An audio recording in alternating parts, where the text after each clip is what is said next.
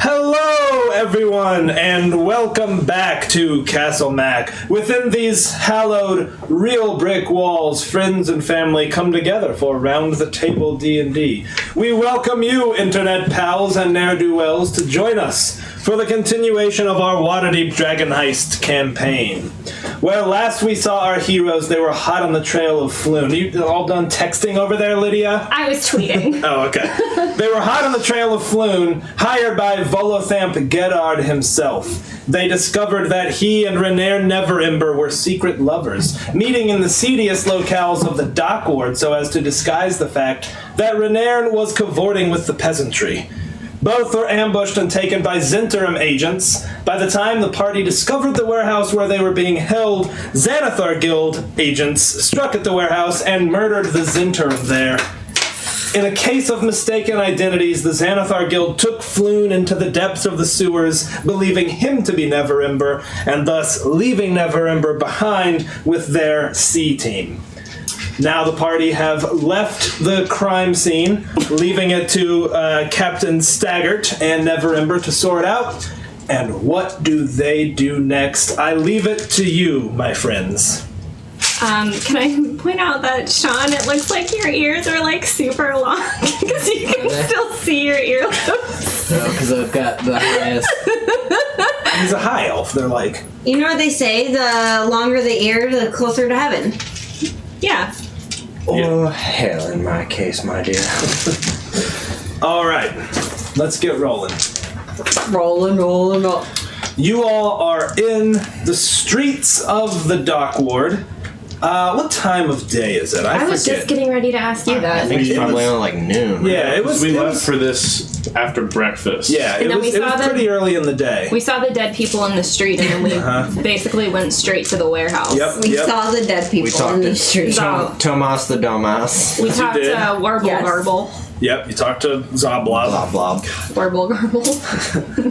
You probably know like 2 NPCs' names, right? Who? I like Nico's my favorite. What game is this?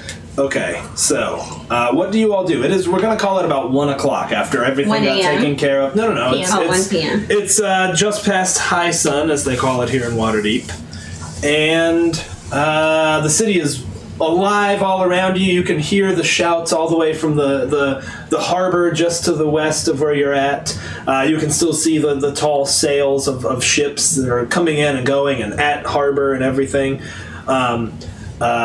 But all around you, people are kind of just ignoring you. I mean, people are going about their business, and in fact, the streets are a little bit more empty since most people are probably at their places of employment right now. So, we just left the warehouse, and it's being investigated by some Waterdeepian, like, police. Yep, the city guard. Okay. City Watch. Sorry, the City Guard is the army. City Watch. City Watch. And they had The police just force. told you to register your magic. Yeah. They did. They told you to go to the Watchful Order of Magists and Protectors. I think that was going to be Whistler's suggestion, but do you have other questions? Yeah. Is there, like, a crowd outside wondering why the City No. Watch is there? No one cares? There's not. There's maybe a handful of people kind of like parting their blinds and kind of looking, but a crowd has not yet gathered. This is a shady district. Yeah. All the Okay. lights were out. Yeah, that's right. All the lights were knocked out and everything. People Even like- in the daytime, it was pretty dark in here, just because the buildings are high and kind of blotting out the sun. Okay. That was lucky for us. We need to tread a bit more lightly, I believe, if we are to avoid getting thrown in the brig, so to say.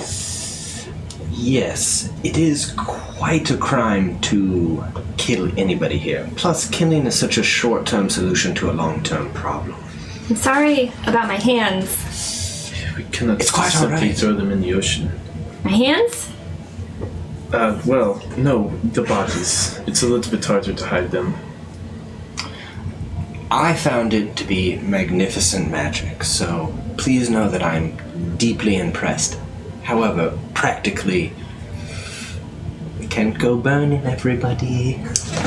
You're like an oven. I just never know when it's gonna hit them, or Like a torch.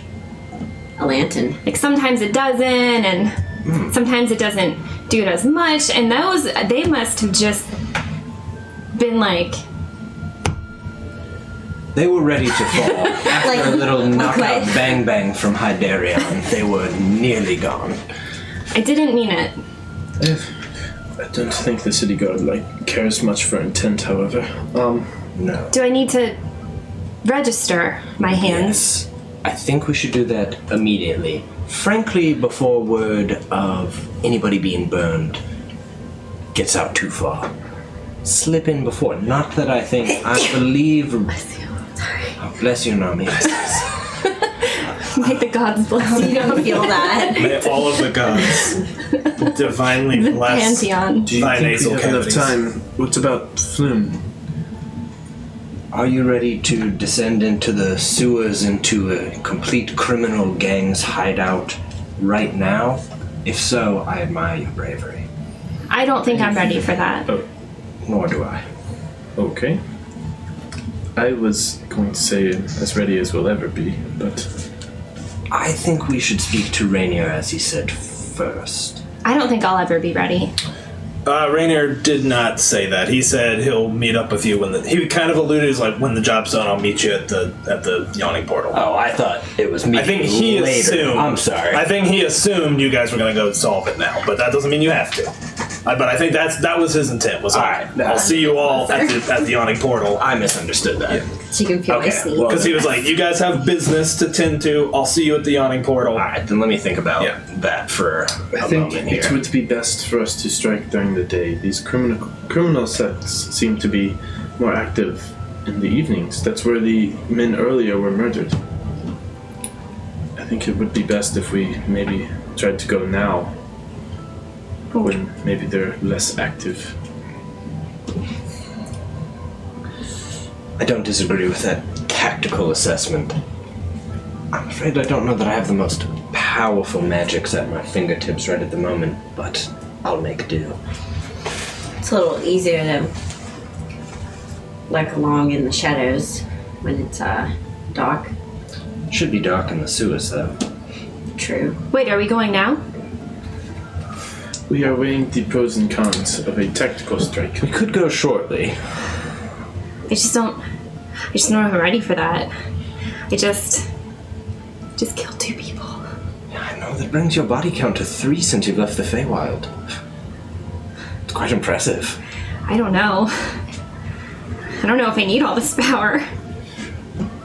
Well, I think we need your power. Do you think it's okay? Great. I think you are fine. We have been pardoned, you know. But they were bad people. They were gonna hurt us though, right? Had you not killed them, they would for sure have stuck you through like a fish. Okay. That's So- probably true. So then you think it's okay? You're still alive, yes. I suppose it depends. Do you have a god that you pray to? I guess not much.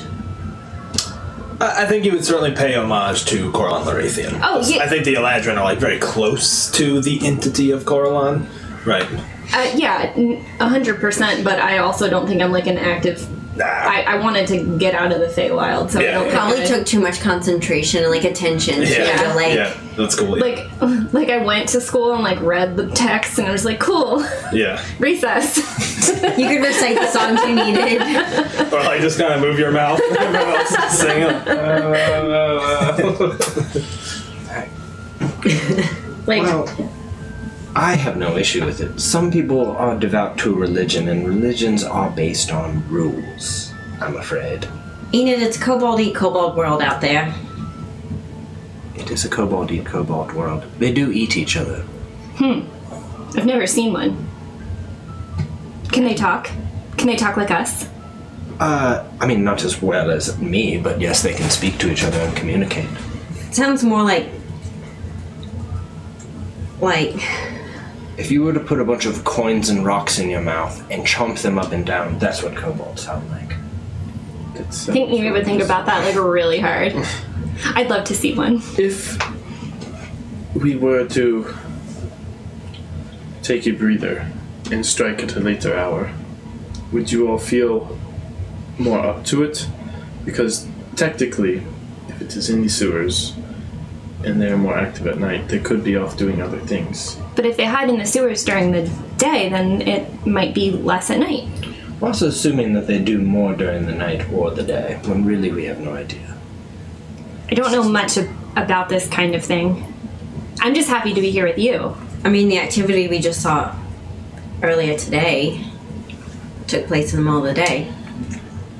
Divine Inspo die from a sub from Iro. There's a lot of vowels, I can't pronounce it. Irouen? Thank you. Run. Yeah. Arrow. It's gonna go with Arrow. Okay. We have seen them active tonight, and it might, thinking about it now, be better if we wait until evening when they're off doing other things. We could also just scope the place out for now. See what's going on, see if there's any activity going on, and then go back later. It is in the sewers, and they do change the paints from time to time. I feel like if we find it, we'll have to go in then. We can't assume that we'll find it the same way. If it were above board, I'd say absolutely we should scope it out. I'm fine to go now. I don't want to go now. We faced 5. There should probably be at least 4 times that many that we'll run into. But we could try to sneak through. I want to eat lunch. Oh, I like lunch as well. We could register with the magistrates. Do I have to tell them my name? Probably. I would. Should I give them a different name? No. Not on this. The laws are pretty strict around here. Giving your true names for laws and legal basis can be good. Doing shadowy activities is good to have a separate name. Oh. A stage name, if you will. No. I won't. I say either way. Let's keep Enid. It's so beautiful. Why change it? Agreed. Does anybody know where this magistrate is? No, not at all, but I'm sure that we could ask somebody if we got a bit closer to city center. I believe that would be the way then. Unless anyone else is opposed. I'd hate to rescue Loon and have Enid carted off for use of magic. That would be rather depressing. I think we have an opportunity here. Being that it's in the sewers, nobody's going to be checking for bodies in the sewers. Perhaps that detective, but there's no reason that if he knew where their hideout was, it would be stormed by the Watch immediately. So they don't. So we can assume that all we're going to run into there are the Xanathars killed. Yeah, well. If we head back up this street, it takes us closer to city center. And I'm assuming the magistrate would be near the adventurers guild we registered with before. I think that logic is undeniable. Alright, with that, you all head north. It takes you only about a half an hour.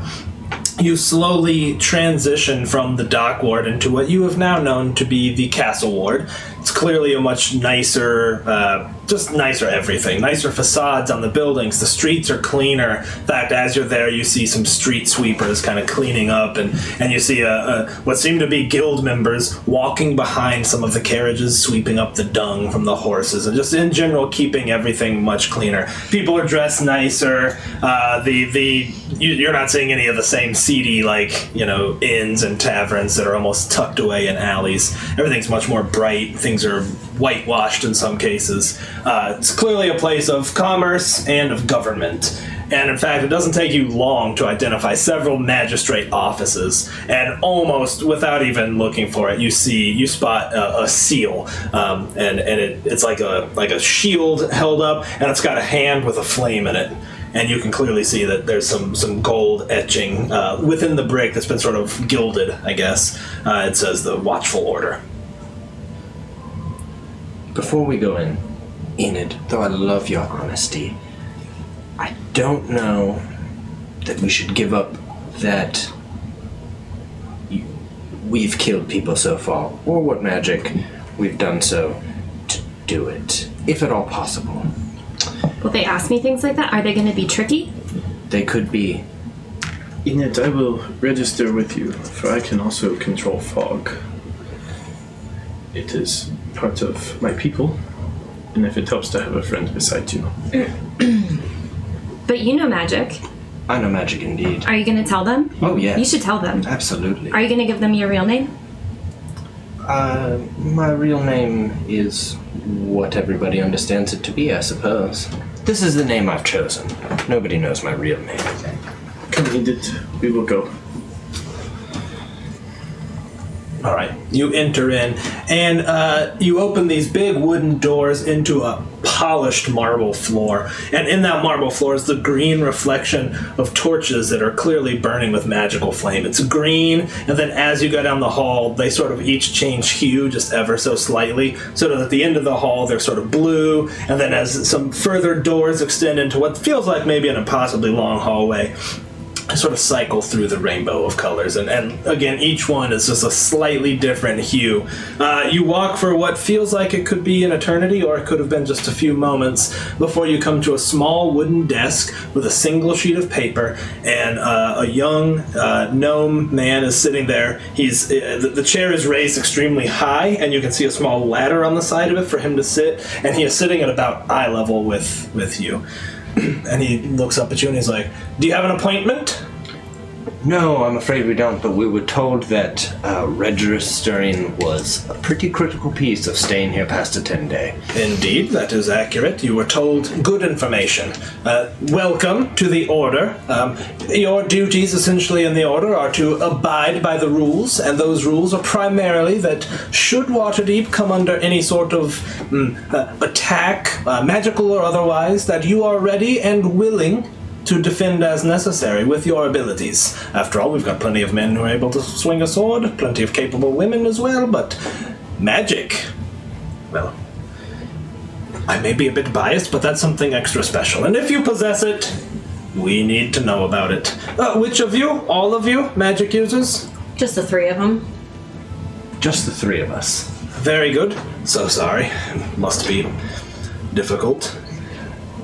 Well, Can't all shine as bright as everyone else, I suppose. She shines so bright. She's my good friend, and she doesn't need magic. One of the capable with a sword and dagger. I don't doubt it for a second, and she is not under scrutiny here, so thank you for the important context. Yes, I will need to add your name to a waiting list. You will need to speak with the Lady Master of the Order through those doors, and he points and it's this hallway that just seems like you kind of blink and it's short or it's extra long, and he's like, and she'll be available momentarily. And he puts the pen down, folds his fingers, sort of. Are you a gnome? Yes, I am. Do you know Zoblob? He's a gnome. I do not know Zoblob. No, I don't think he knows Zoblob. Thought about it for a second there. He's like, I do not know Zoblob. And just kind of looks forward. He's purple. He gave me this. Very interesting. How long have you worked here? 112 years, as a matter of fact. Very old. Do you have innate magic, or are you a student of magic? That's odd. No one has asked me that. Studied, yes, quite rigorously. And my whole family, as a matter of fact. My whole family knows magic too. That's usually how it works. What about you? Studied or otherwise? Innate? Innate for me. How fortuitous. I spent many years perfecting the art, but some people it just comes naturally to, and that's wonderful. My sister studied magic. She's very good at it. Has she registered? She does not live here. No. But if she did come, I would make her register. Very good. Yes. You understand. It comes by my people naturally. Some consider it a gift, some a curse. Wonderful. And you hear a fluttering, and he looks back, and you can see a little paper butterfly that flies and lands, and he's like, oh, the lady will see you now. Thank you. Have a pleasant day. Thank you, sir. As we go down this hallway with all that, we're like, these hallways are a bit ostentatious. Yes, they are something. All right, you walk for what could be several minutes, what could be several seconds, and you come through yet another huge set of double doors. Torches again light this circular office that's completely surrounded in bookcases. The bookcases are 15 feet tall, filled with volumes that are just unimaginable, just tons of books. Above, you can see this skylight that's got some stained glass laid into it. The stained glass looks like a nature scene, and it sort of refracts the light as it comes in, sort of a strange light in addition to the continual flame torches kind of fills the room. It's a very ethereal feeling. There's a huge wooden desk, and you see 2 books open and 2 sets of pins, and sitting behind them is a human woman. She's got curly black glossy hair, like it's shiny hair that almost looks like it's like permanently affixed in place, kind of comes out to her shoulders, and it's just these thick curls. And she kind of looks up at you and smiles, steps down. She's quite short for human, and she kind of looks at you all and says, you've come to register then? That's right, Master. She says, I am Lady Master of the Order Mare Zultun, and I welcome you. So, we'll make this as quick and painless as possible. Each of you will need to sign these forms. There's 3 of you, correct? Just 3. Ever so sorry, darling. Please feel free to peruse the tomes if maybe something will catch your eye. None of the magic tomes, I would assume, but she slides out these forms to each of you that has some basic information, some basic demographic information. It's got your name, what's your permanent address, and then there's sort of this blank form down below that doesn't seem to have a question involved. And she kind of sits back and picks up one of the pins and kind of like puts the quill to her lips and kind of brushes her lips a little bit with it, waiting for you patiently. Beside each of you is a fountain pen. A quick question. It says permanent residence. We are staying at an inn at the moment. Unfortunate. Do you plan to stay here for more than a 10-day? Yes. We have already registered as a bit of an adventuring party. Make sure to note that. And she waves her pen, and an extra question appears in the paper. That's sort of adventuring incorporation. She says, well, that's fine. We would expect you, of course, to update us with that information as it becomes pertinent. The inns will, quite frankly, rake you over the coals. You'll pay much more than you would if you were to find a suitable place to rent. Perhaps the dock ward, perhaps the castle ward, if you can afford it. Where do you live? That is none of your business. I'm sorry.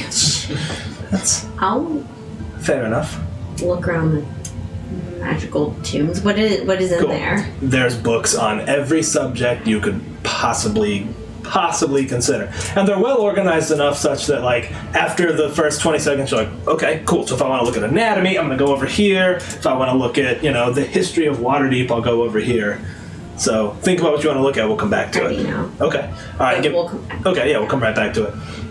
She says, very well then. For each of you, practiced or innate, and she waves her pen again, and another question appears in a sort of blank spot for you to fill out.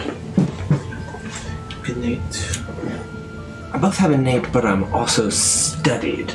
Should it just be innate if we're doing a binary system? She sort of blinks her eyes and is like, an excellent question, and one that I consider all the time, as a matter of fact. You can put both. Thank you. Alright, we'll come back to you. What are you looking for? And she starts asking you guys some very basic, kind of goes through the questions that we don't need to revisit here, but asks you a bunch of questions to kind of complete the form. Alright, as this is going on, you hear her she's not grilling them, but she's just asking all these, really boring questions kind of over and over and over. In my head, I'm, just kind of scoffing, rolls. But I'm gonna look up Genasi's. Okay. If I can, if there's anything. Oh, I think you find one immediately. This is the first library type place we've come across since Oh yeah, you find the humanoid species section, and under that humanoid species section, you see the ancient races, the young races, the created races. They're sort of very well organized, and I think right off the bat you find on Genasi is just some leather bound book. I will flip through that. Okay. I think, given that you've got about 5 minutes, you kind of read the summary of the beginning and kind of look at the chapter titles. I think actually probably I'd more specifically try to flip through and find a part on Genasi breeding with humans, or offspring of or offspring of genies, or how Genasi are conceived. I'd probably try to look up what is going to happen to me as I like grow up, you know? Yeah. No, I think that's awesome. And I think you discover that the information becomes a little less known, but you see some information I think that's a whole chapter is covered on, like, you know, that's probably pretty common, like what races are compatible, I guess. It's kind of a strange thing to think about. But I think you do see that Genasi are certainly compatible with elves, and you see some other information that maybe indicates humans as well. And not all Genasi are necessarily half human, half genie, so that kind of muddies the waters a little bit. But given that it's sort of a magical nature and a magical conception, there's sort of a hypothesis in this book by whomever the author was that, in fact, it's probably not really a issue. Like they're probably fairly compatible with most of the humanoid races. Would it, not just that, sorry, but maybe more so a chapter on, like, I guess leading up for me to figure out, like, how the hell I even exist. I think it's just plain as day. Like, sentence one is like, a genasi is when a djinn or a genie procreates with one of the other mortal humanoid races, basically. And so that's like as plain as day as that, like line 1, page 1. I'll probably just be like, okay, shut the book and like kind of go back. I think as you close it, she's sort of putting the finishing touches, like, okay, and if everyone would please sign on the bottom.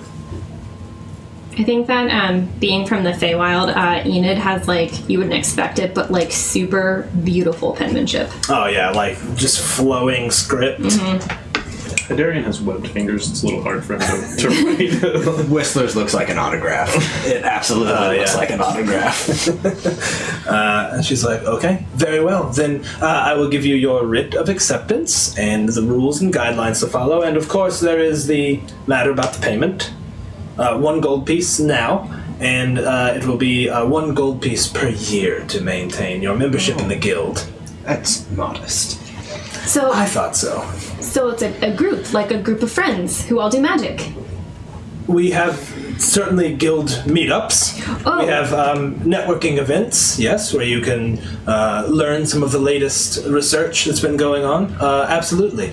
Once you have a permanent address, we can send you our newsletter. I would love to go to those. Can we go? Of course. Are there any other... Would we have access to, say, group information? Not just the whereabouts, but this library is impressive. Is there a checkout system or an information share, if you will? That's an excellent question. We believe that is sort of the end goal of these networking events, to facilitate an organic network within our number. This library is mostly off limits. Unfortunately, this is, as you can tell, been collected over many years, and only for the members in the highest standing. And you can attain such a standing, but step 1 would probably be a permanent address, and more than 3 days in our fair city. I couldn't agree more. Just curious for ambitions within a guild. Understood. Well, if all of these are amenable, then I will accept payment here. And she kind of waves her hands, and 3 pieces of paper sort of fly up from under the desk into her hand. She's like, and your writs of acceptance? I will. She takes it and sort of waves her hand, and it disappears. It's like, thank you. Same. She does the same. She says, thank you all for coming in. Thank you for being diligent and adhering to our rules and regulations within Waterdeep. It makes for such a vibrant city when everyone sticks to the policies and procedures. Oh, I am a woman of policy and procedure. Honesty is the best policy. I always say that. Yes, of course it is. For someone so wise, it's a shame that you can't manipulate the weave. Perhaps someday.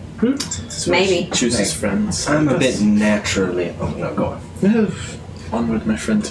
A bit naturally a stickler for contracts and rules. I'll tuck that in. She kind of smiles at you like, she picks up. She's like, of course you are, yes. Well, as you can imagine, there are no shortage of spellcasters in our fair city, and so the line, as you probably saw, is, well, monumental. Goodbye, thank you all. Aye. Thank you, Lady Master, ma'am. Pleasure. And as you open the doors, you in fact see a huge line of people waiting, and you're in a small foyer, and the door leads right back out to the street. Okay. It's a long line. As I said, ostentatious. How are you all feeling now? Do we need to rest a little bit, or shall we? Could go sleep at the inn and wake up fresh, should we like. You may not need a rest. I can tell by the sinews and muscles underneath that skin that you're probably ready to go. I'm a bit fairer, to be honest with you. You could go for a meal. I could go for a meal and see how I feel after that. We could go for a meal and a rest, maybe. Yeah. Alright. I also have one other thing I'd like to do after lunch, and I hope that you'll join me. I've made a large life decision, and I'd enjoy emotional support. Anything for you. I've decided I'm going to start wearing capes and coats, and I want to find a clothier. It's going to be my new style.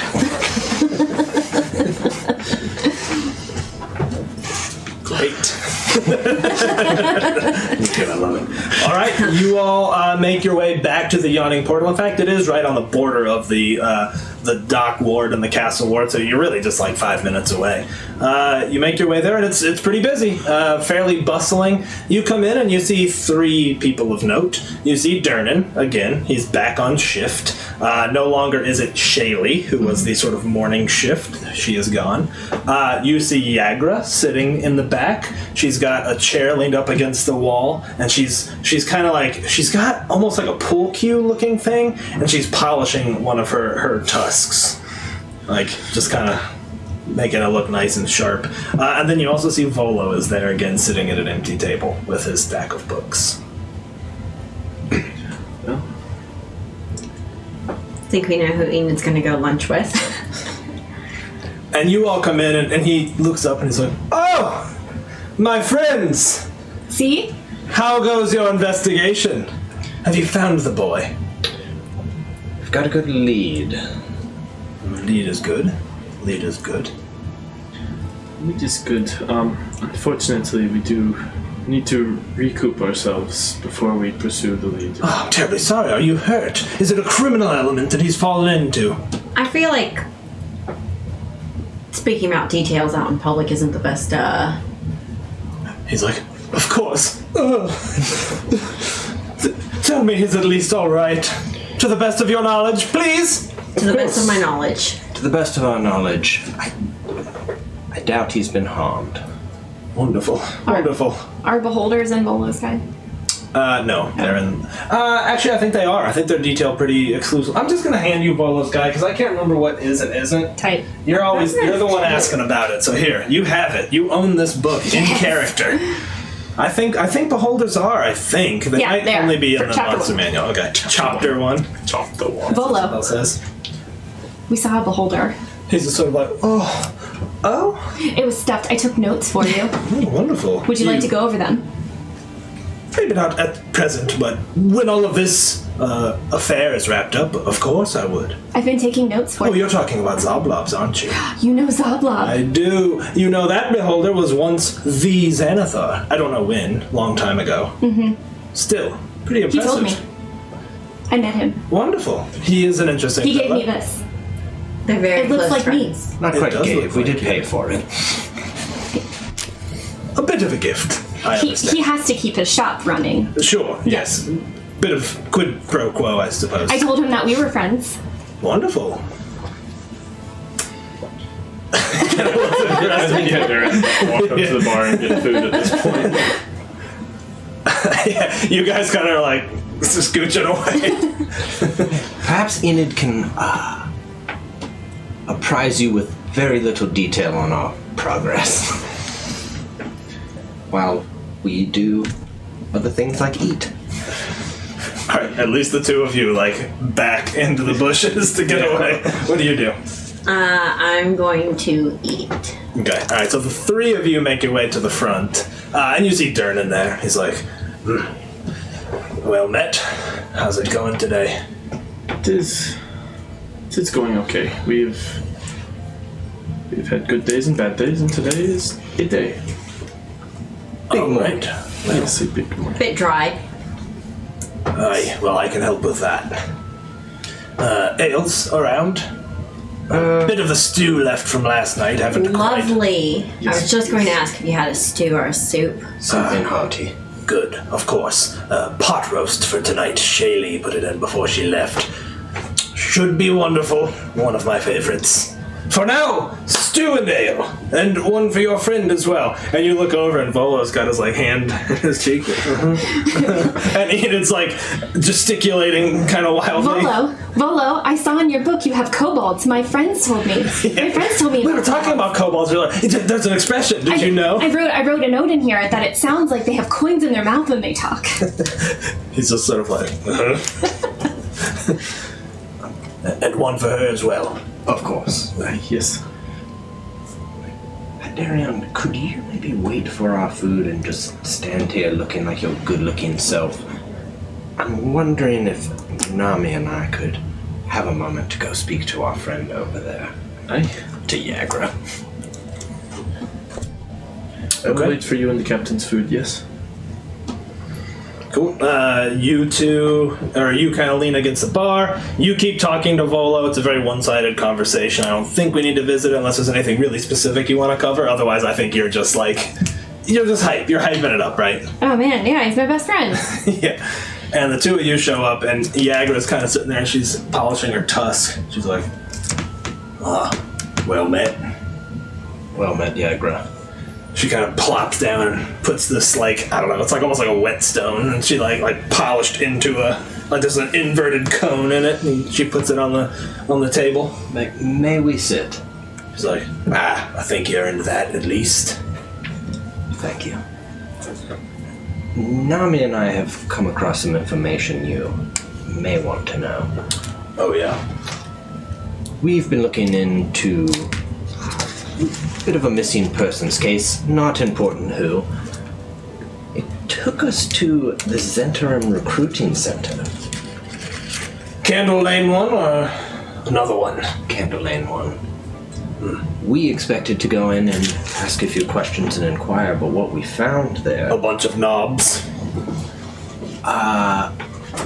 We didn't even get a chance to see that they were knobs. Everybody in there had been killed by Xanathar's guild. Of course they were. Nami leading us rather courageously, we did dispatch them. Good on you.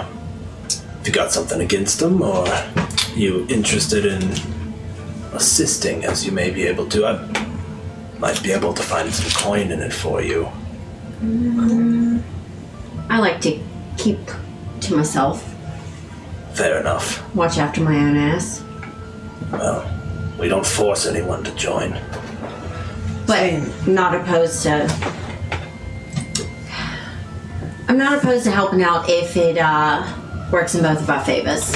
Staying unaffiliated, but still being able to aid each other as allies, perhaps. That makes sense to me. Can always use more friends, especially types of friends who killed Xanathar Guild. We thought you might say that. Additionally, it seems that there might be others watching us and may have seen our last conversation. So just to let you know, towards the end of this conversation, I might make it look like we get into a little bit of an argument. Just keep people on their toes, if you don't mind. Clever one, this one. Quiet. Keep her close. I like you. I like you as well. She's like, A little scary. the Xanathar Probably beating is, he's a paranoid one. Keeps an eye on everyone and anything that he can, and keeps an eye on the ones who keep an eye on, and so on and so forth. Never met him myself, but, well, he has a reputation. Without giving up too much information on your guild, we saw 5 of them or more attack you here last night. They'd already killed everybody in the recruitment center as we reached there, and on our way through the streets. Many more were killed, and it seemed that Xanathar, before being arrested, of course, had come out on top. Are the Zentrum losing ground to this guild? The The Zentrum need to get organized a bit better. Let's just say there's a bit of a division. We're working on it. Nothing like a little external pressure to help you come together when you need to. I don't doubt it. We've got different people vying for leadership. Something like that. Be happy to tell you more, but it require a bit more of a commitment. Gotcha. Happy to have you, especially you. Though might I say, if it's you that we're talking about as far as leadership goes. Pretty far down the totem pole, but I've got my ambitions. You, we know. If we can help a friend with their ambitions, that speaks a bit more to us than some shadowy figures hoping to be top of the cinder. She kind of smiles and is like the way you think. Looks at you and goes. It's just like many people watching. Many watching. Like, probably meaning right now. It could be. You could tell she just kind of is like a little like ending that line of conversation. Look, just because I gave you money last time doesn't mean you can come to me looking for gold again. Heck, Nami, lower your voice! She's like, all right, sure, and like slams on the table and stands up. She's like, this won't hurt. Picks you up and kind of like throws you in just a way that you kind of hit and slide across the ground. And really, like, you're just like, oh god, kind of stunned, but really doesn't hurt. And she's like, and I'll do the same to you if you don't leave me alone. I'll start backing him back. You, madam, are a brute! A brute! A savage brute! She picks up her whetstone and is like, starts sharpening her fangs again. And you see that, like, you look, and you obviously look, and you see Nami sliding across the floor, and Yagra standing up in, like, all her might. I mean, she's, you know, all of 7 feet tall and huge, like, could smash through just about anything. Goes back to sharpening her fangs and kind of looks around the room like, ha! Sits down. Yeah, I'll wink it. I'll wink at Nami as she's getting up. Enid probably doesn't know, like, why that happened. So I think that I'd be like, oh, excuse me, and then just, like, go run over to Nami and be like, are you okay? I'm alright, just we should keep out of that one's way for lunch and forever. So she's not our friend. Well, it No. doesn't seem like she wants to be. Turn back around. For shame. For shame. Come back to you. Like, never speak to me, demon! Your stews are here if you so choose to be. Hi, Darian. Your ear's a little. When I get worried about my friends trying to my ear gets a little crooked. It's looking a little flaccid on one side. Happens to every Triton at some point. You got a soggy ear. So Alright, you kind of see this and it peels you away from Volo, unless you had something you wanted to say specifically. Not to Volo, just a question. Okay, yep. Do I know he's a Triton? Like, I think you guys have discussed it now, right? Yeah. a little bit, yeah. Yeah. You know he's not an elf and definitely. I don't know if you creature. told me fully that you're a Triton, and if you didn't, Tritons are in Volos. So I think that once I get to that chapter, yeah. I He would would like... sit down and you'd be like, Like this,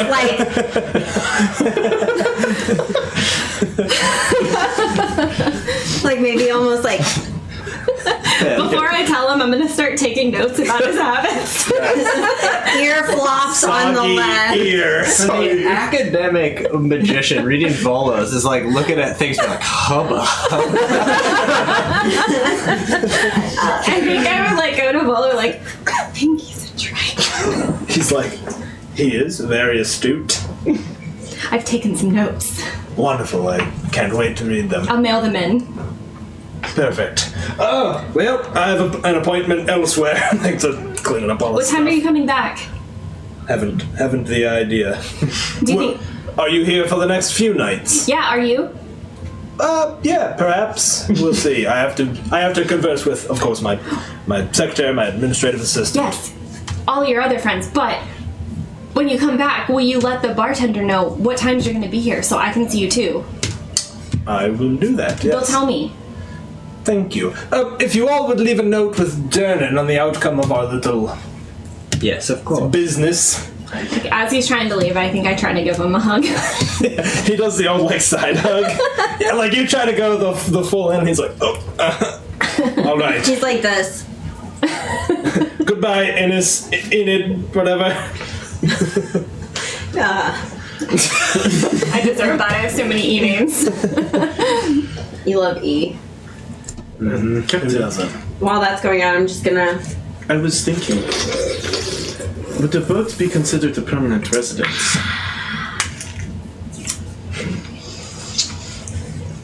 No. Not sure. I think a home Basking in my suit. that cannot move at all. By nature, having a moving vehicle is not somewhat permanent, really. In the eyes of the law of Waterdeep. But when we were on the boat, we lived on the boat. It was our home. But it hasn't always been my home. This is true. But if we could get you a boat, That'd be my home. a permanent Which is why I was dead set on not signing that original contract you'd pulled up. You know, I had never been on a boat before. She'd never been on a boat before. That's a shame. Spent most of my life on a boat. I liked it. I liked it a lot. I would come to your... If you would have me, I would come to your boathouse. I don't know how you all walk on land all the time. Mostly with 2 feet. Where I'm from, they don't have boats. They don't have boats at all. There's no bodies of water in the Feywild. Well, I guess not that I've seen. Interesting. I didn't go many places. A travesty. I heard a rumor that time works differently in the Feywild. Can you confirm that for me? What do you mean? Apparently, I suppose you wouldn't know, as this is your first time here. I can take you there one day. I would enjoy that very much. I've heard so many stories of the Feywild. My father used to read me stories about Fey princes and princesses when I was a child. I think that this place is so much more interesting. When I was little, I used to study with my sisters, but I was never really interested. I was more interested in trying to find the moment that our planes lined up so I could see into yours. Fascinating. You have a good relationship with your family? I like them. Yeah. Okay. My sisters are nice. Was your home safe? Oh, yes. You ask a lot of questions about her home and family and... Well, that's because we're friends. All He of just us. wants to know about Yeah, me. exactly. We're all friends, so I'd like to, learn about your home, your family. What was your relationship like with your dad, your mom? Any siblings? His sister. I have gone over a bit of this before.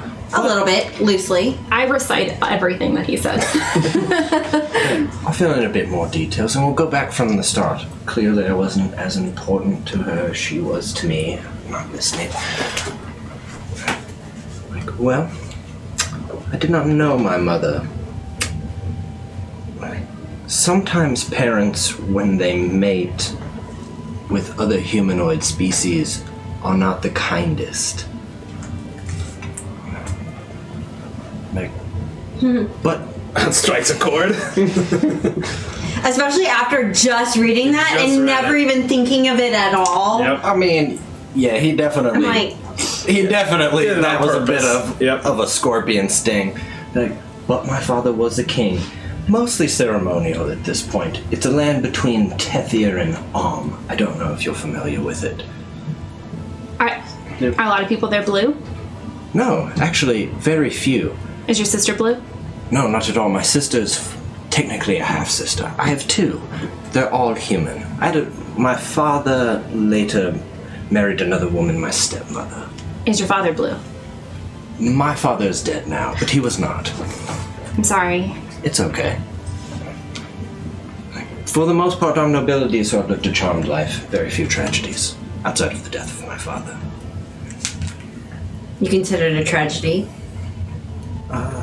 Losing a parent that you love is a great tragedy. It's a heartache I don't think I'll ever forget. I'm sorry, I misunderstood. I apologize. I thought maybe a tragedy had occurred to make death happen. Somehow I think all death is somehow a tragedy unless you live to a ripe old age or you find love. Do you think it was a tragedy when I killed them with my spells? For them, And their Yeah. families Yeah. and their loved ones.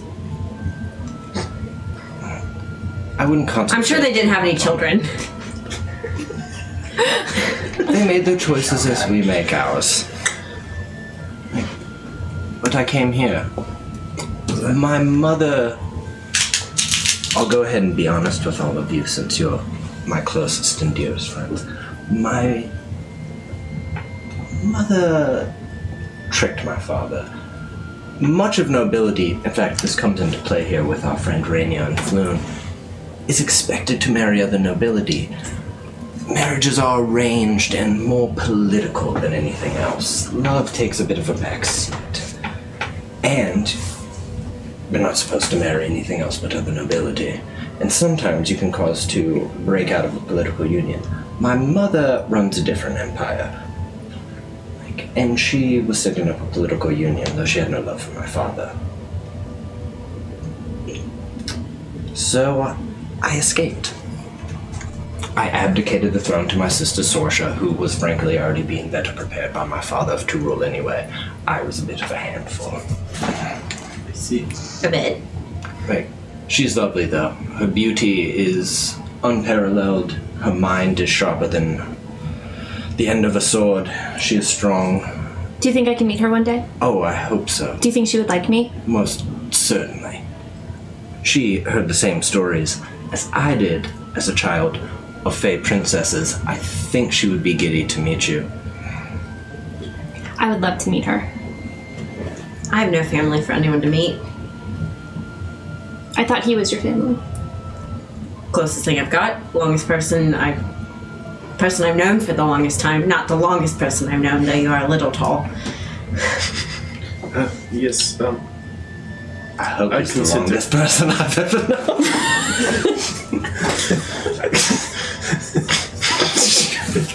Hi, Darian. What were you saying? I do consider Nami a sister to me. I never had any siblings. I did not. And everyone would think that she was because you're both blue and green. It's true. It's true. Our ears look a little different, and However, she is also my captain, so you're my captain. Apparently, of the blue boat. Yes. May she if only by name. live on forever. The hierarchy of leadership in sailing confuses me more and more, you two. Co-captains. Co-captains. Go, captain. Co-captain, my captain. Co-captain, my co-captain. Wow. I do think, in an effort to get some rest, though, discussing Triton families is quite exhausting. Maybe. Does your family live underwater? Yes. All of my people. Do you have a castle? There is a castle. Yes, I do not. Is it green? In some parts, yes. Everything underwater just kind of has like I've never been underwater. a green, I'm just kidding, I have been bluish underwater. tint. I hope you've taken a shower. Yes. Strange bluish tint. I wonder what it'd be like to be underwater for more than a few minutes just to open my eyes. We could practice. I'll start lifting my soup out of the bowl. Oh yeah, that's right. I think I'll pass for now. Maybe a trip to this castle would do me a bit more good. Maybe so. So you can breathe underwater. I can. What's that like? Does it like go in and out of your nose?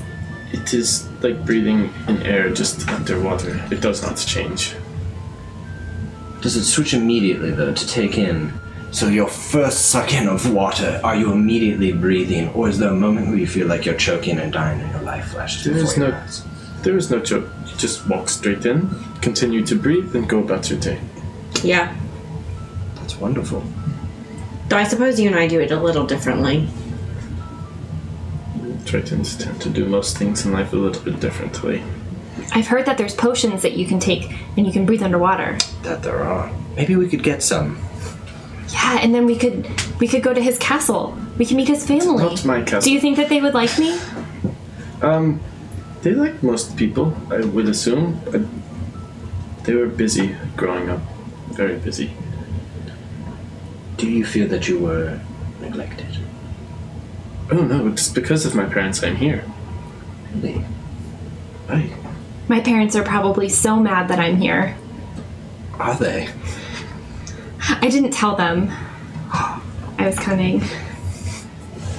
My sister knows. She's told them, I'm sure, but they're probably really mad. I'll tell them I'm sorry. I wonder if I could send a letter.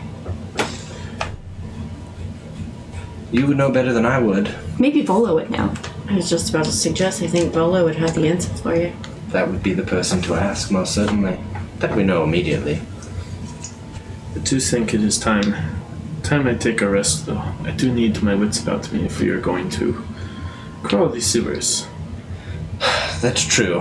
We always need a good plan. I've been thinking of one myself.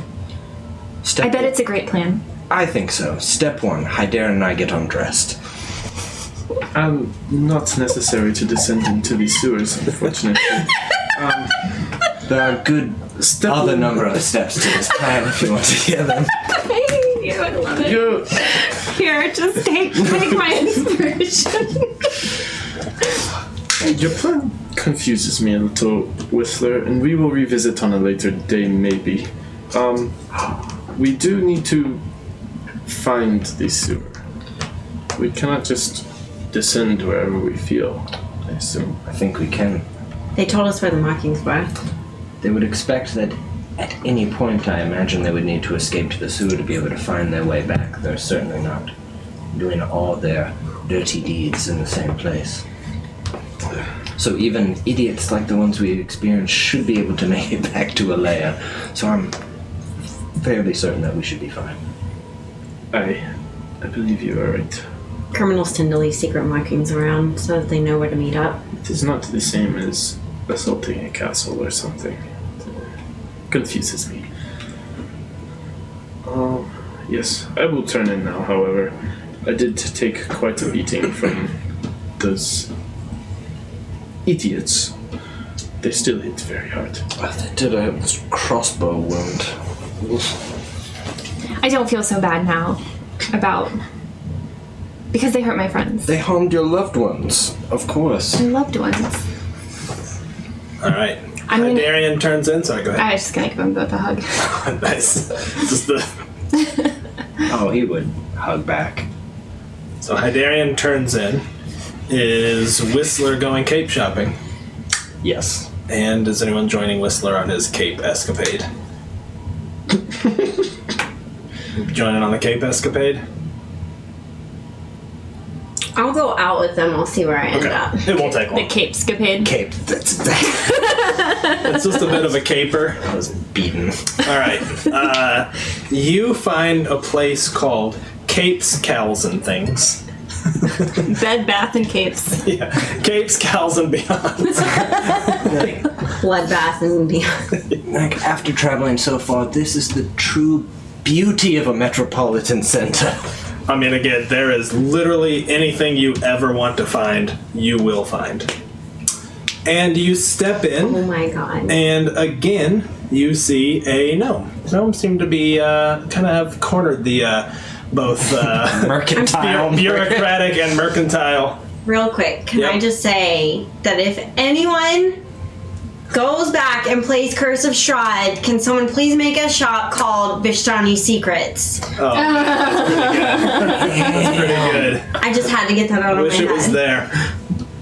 All right, you walk in and you see this gnome woman, and she's like sorting through some stuff, and she turns to you all and immediately looks at Nami, and it's just like, and she's got black hair. It's like half her head is shaved, and it's long down the other side and kind of pulled back over her ear, and she's got tattoos that look very nautical on the other side. So she's got just all these different nautical tattoos, and she's dressed in kind of like all black, and she's got black lipstick, and you just see capes all over the place, but she kind of looks at you and she's like, welcome! Welcome! I am Femfina Banifax Faiza Yosa, and welcome to my shop. Which one of you are looking for a cape? Tell me it's you. Please tell me it's you looking for a cape.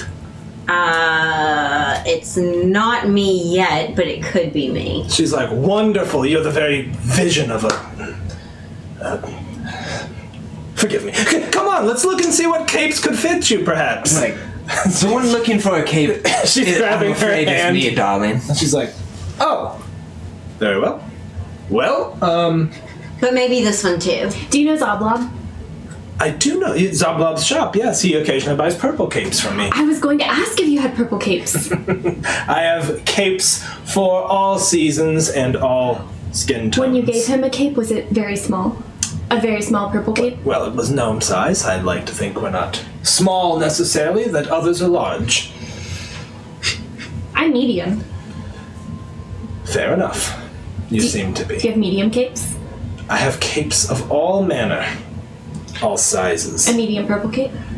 I mean, I could, Nami, if you wanted to go first and try them on, I could allow that to happen while I peruse myself, and then perhaps you could come over, help me get things tailored. He's like, sure. You can also look at the ones that are pre-fit. There, plenty on the rack there. But I think I have the perfect cape for you. Come with me. Come with me.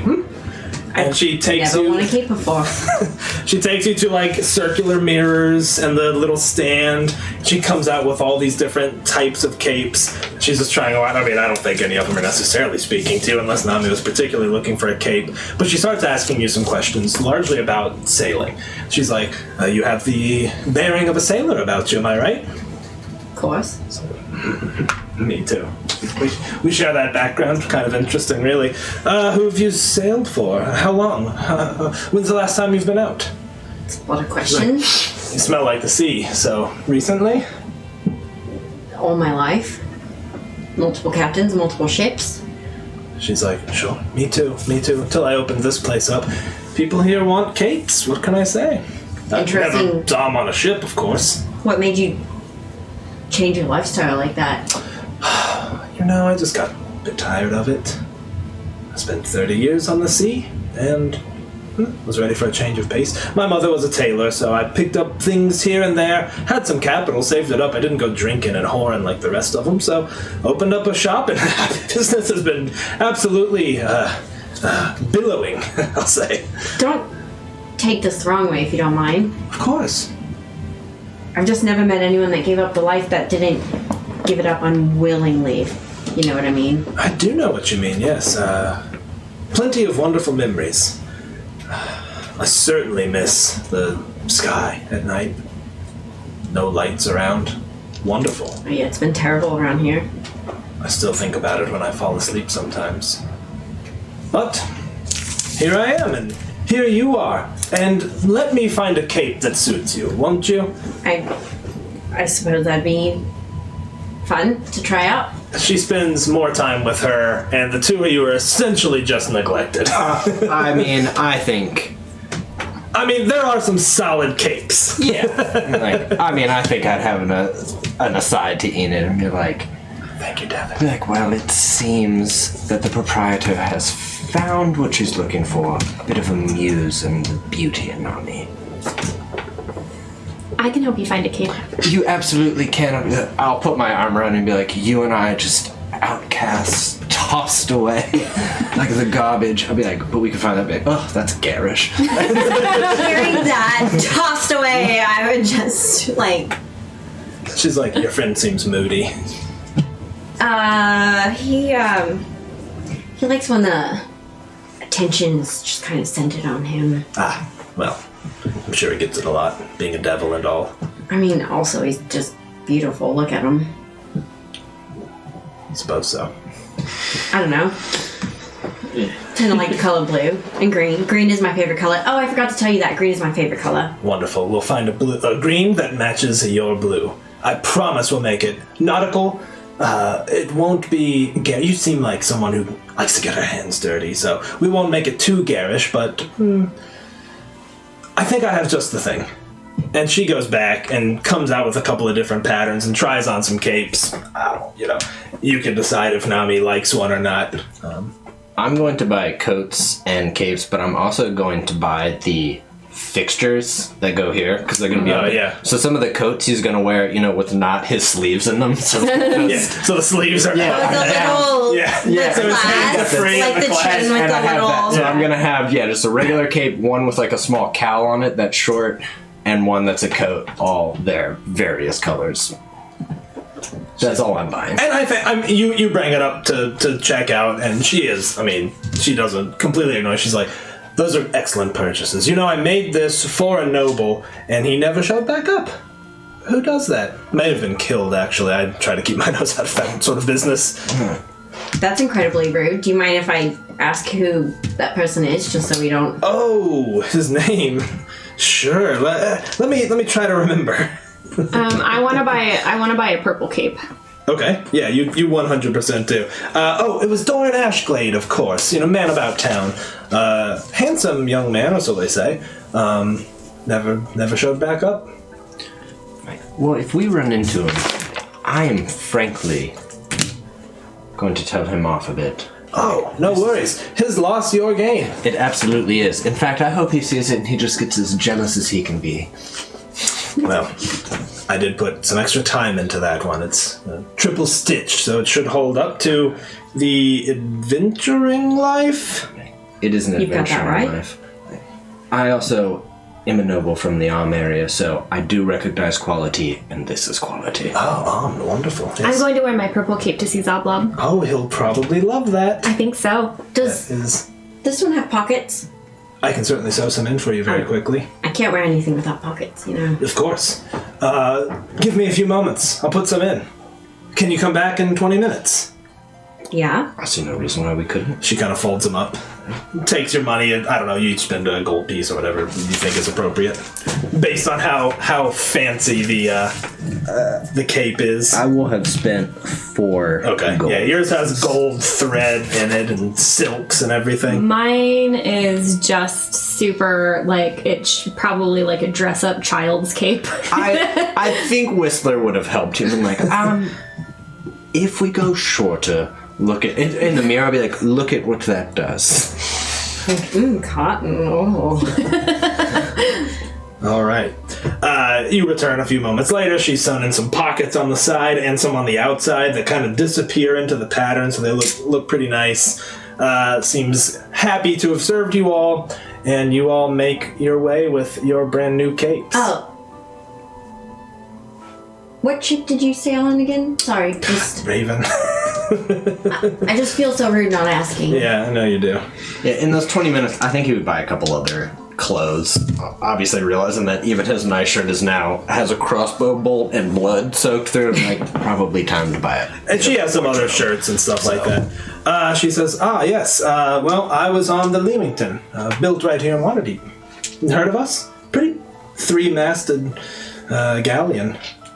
I feel like I might have heard of you, but I don't really recall. Well, What was your captain's name? oh my god. Oh, never mind. Convolus. Admiral now, I believe, in the Merchant Marine. Yes. That cape can survive. Can get roughed up quite a bit. Could probably even survive a bit of a swamp bunk if you want to meet the Mayor of Deadman sometime. Oh, wait. Oh, never mind. Forgive me. Good evening to you all. Thank you for coming in. Appreciate your capes. Appreciate your business. I hope you appreciate your capes. I appreciate your business and the opportunity to sell you with capes. And her face turns like a deep purple red, and she starts sorting through some cloth. As we leave, I'll be like, Thank you for the pockets. She's like, Find that I just need to do something with my hands often, yeah, I'll be like, Nami, you turned down a swamp bunk in a mare of dead men. I What? thought you were adventurous. What is... Let me see how I can explain this. Putting my hands up. and we fade out as Whistler explains the swamp monk, and we'll be right back, everybody. swamp pond? Hey everyone, Steven from Castle Mac here. Wanted to take a moment to play this video over the break so that we wouldn't eat up time when we come back, so that we can get right back into the role-playing that we think you're here for. Wanted to sincerely thank you for being here. It truly means the world for us, really, you guys. We're overwhelmed by the support that we receive from you all, so truly thank you. Let's get some administrative stuff out of the way. As you may or may not know, you can find us on YouTube. There's a link right down below the video. We've got all kinds of links down there. Or you can find us at youtube.com/c/CastleMac, or searching for Castle Mac will pull it up. I do my best to get all the videos up within 24 hours of their live stream, so there shouldn't be much of a delay. Usually I'm faster than that, sometimes just a little bit behind, but every back episode is there, so you can go check them out. Finally, you can find us all on Twitter. That's pretty much where we mostly hang out in the social media world. All of our Twitter handles are visible within the player tags, although we're pretty easy to find. Just do the @CastleMac and it'll fill out with the 6 of us. So give everybody a follow and let's talk D&D. It's pretty much all we want to do all the time. Another link down below you'll see is our Bandcamp. All of our music is completely original. This is done by Castle Mac Andrew, and he's done just a phenomenal job. You can go listen to those tracks individually at our Bandcamp link. You can also purchase the album if you'd like to show him some support. He's got more stuff in the pipe, and it's going to be just fantastic. Finally, we do have a podcast. Speaking of audio, you can find us on iTunes under Castle Mac and other places that good podcasts are found. We're a little bit behind right now, but we're going to be caught up and have all the episodes for your audio pleasure. Finally, our Discord. The link is down below again. This has probably been the biggest hit with us. We love it so much. Lots of people come and hang out. We've made tons of good friends, lots of new friendships forged there. It's just fantastic. It's a really good community, so we invite all of you to come join us and have a good time. A lot of times after shows, we will hang out in the Discord voice chat, so you guys can come and we can all just kind of hang out a little bit. It's a lot of fun.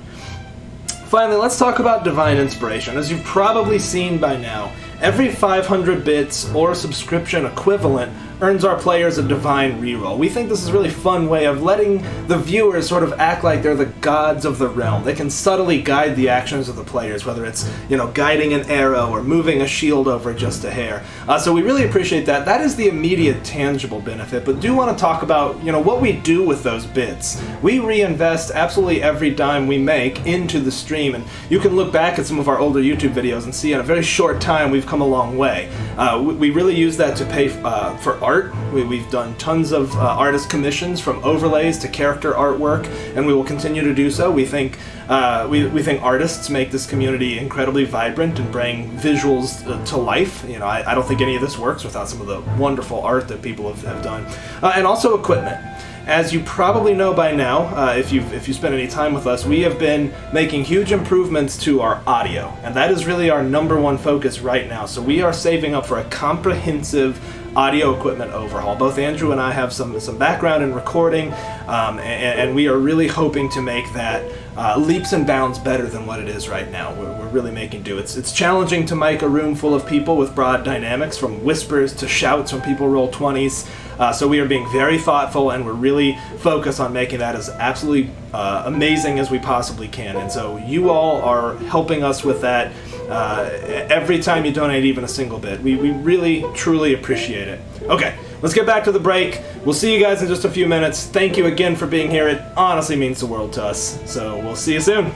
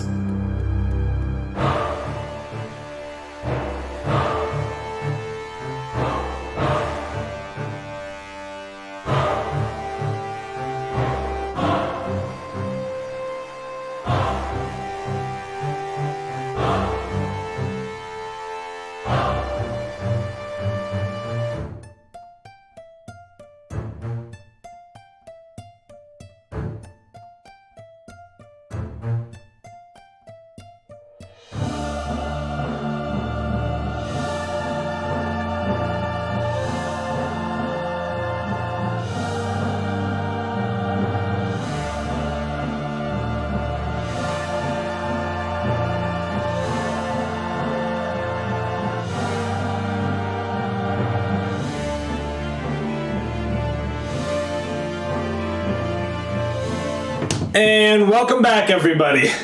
Everybody looks surprised. We do that every time. Oh, really? Oh, I've never noticed. Now I have. Every time. All right. As we return, we're fast forwarding just a little bit. You all are meeting up downstairs. Hi, Darian. You come down from a long rest. It's now evening, early evening. The stars are out and the street lamps are getting lit. The ones that aren't magical, that is. There's a guild that goes around lighting each of the street lanterns. And hi, Darren, you come down to find your comrades all standing in shiny new capes. And you see them at the bottom of the staircase in the yawning portal, which is now filled with people. It's nobody else that you recognize. Yagra leaves at one point. Durnan is still there. But there's a lot of just different people. Kind of standard fare for the evening. In fact, as you're coming down the stairs, you hear some people start clapping and cheering, and you see a couple people get, tied into those wooden swings, and they get lowered down into the hole. They got full gear on. They're in full adventure They don't gear. look like they're coming They've back. got backpacks with bedrolls on, weapons, bows, and they're sort of like, ha, we'll be sure when we come back and find all that treasure, the first round's on us. And everyone kind of cheers them on and everything, and down they go into the depths. What would you all like to do? I did want to have time to actually take a rest. Yeah. So we're good. Okay. Yeah, you have long rested. Oh, okay. You have long rested. I know. Well, you all look official. Dashing, handsome, beautiful. Caped. Capable. And you, Get out. I brought this for someone, by the way. I brought an extra one. Triton society, a cape usually signifies a high-ranking official. Not quite nobility, because Tritons are not a noble society to say. We are more centered around the military aspect of things. So you all look official. My cape is purple. I'm going to show it to Zoblob. I am not colorblind. Yes, I see. If you want to go get a cape, apparently there's something called a swamp bonk that we can go find you on at. Oh. If you're going to go to a swamp bonk, I would frankly like to be the one to take you. I feel It's a place to get capes, right? Where people go and they show off the capes. I explained this on the way here. They take off their capes. I think I would avoid bonking in a swamp for now. Any capes I wear must be waterproof if I am to take it home. Apparently this one is swamp bonkable. I'm sure they told you that, yes. In a future time, maybe. It is not needed for the mission currently at hand. Also, it would be rude of me to return home one day with a cape and not have ascended to the rank necessary symbolized. Can I wear a cape at your house? You would not be a Triton at my house, so yes, you would wear whatever is accustomed to your people. You know, I'm gonna make a note in the Triton section about can't wear capes. there are no other Tritons in Waterdeep, and frankly, I thought Tritons were a myth, to be honest with you. That's how rare you are here, so don't you think, as a co-captain, you've risen to a certain rank within this environment? Maybe not at home. Yeah, it's the captain of my ship that we had for 3 hours. The blue boat. Longer than some of us ever have. Captain of the blue boat. You deserve a cape. And a swamp bonk. Well, if that is what you all think, we can get a cape. If it does not distract from the mission at hand, because... We'll get it after. If he's still alive. Floon is... Well, we should not speak about it with as many people here, but the clock is ticking. I am ready to go when you are. My rapier is sheathed, my inner magics have percolated back through my blood. Hopefully you keep that rapier sheathed. Hopefully.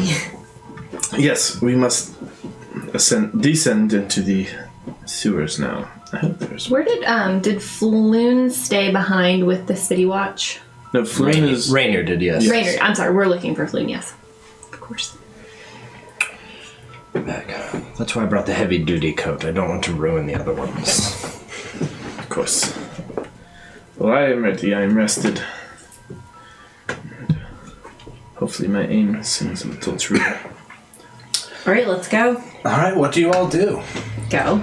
Get into the sewer. Yeah, Cut the just- shit and get in the pit. Do it You up. just walk right out, open a manhole. Get a Sue stew. No, I think that would be a bit more strategic. All right, tell me what to do. Well, we have a few options. We could look for the closest one. However, we are in the Harbor Dock District. I'd be willing to imagine that the sewers here are frankly disgusting. Like, we could maybe go up a bit. We could...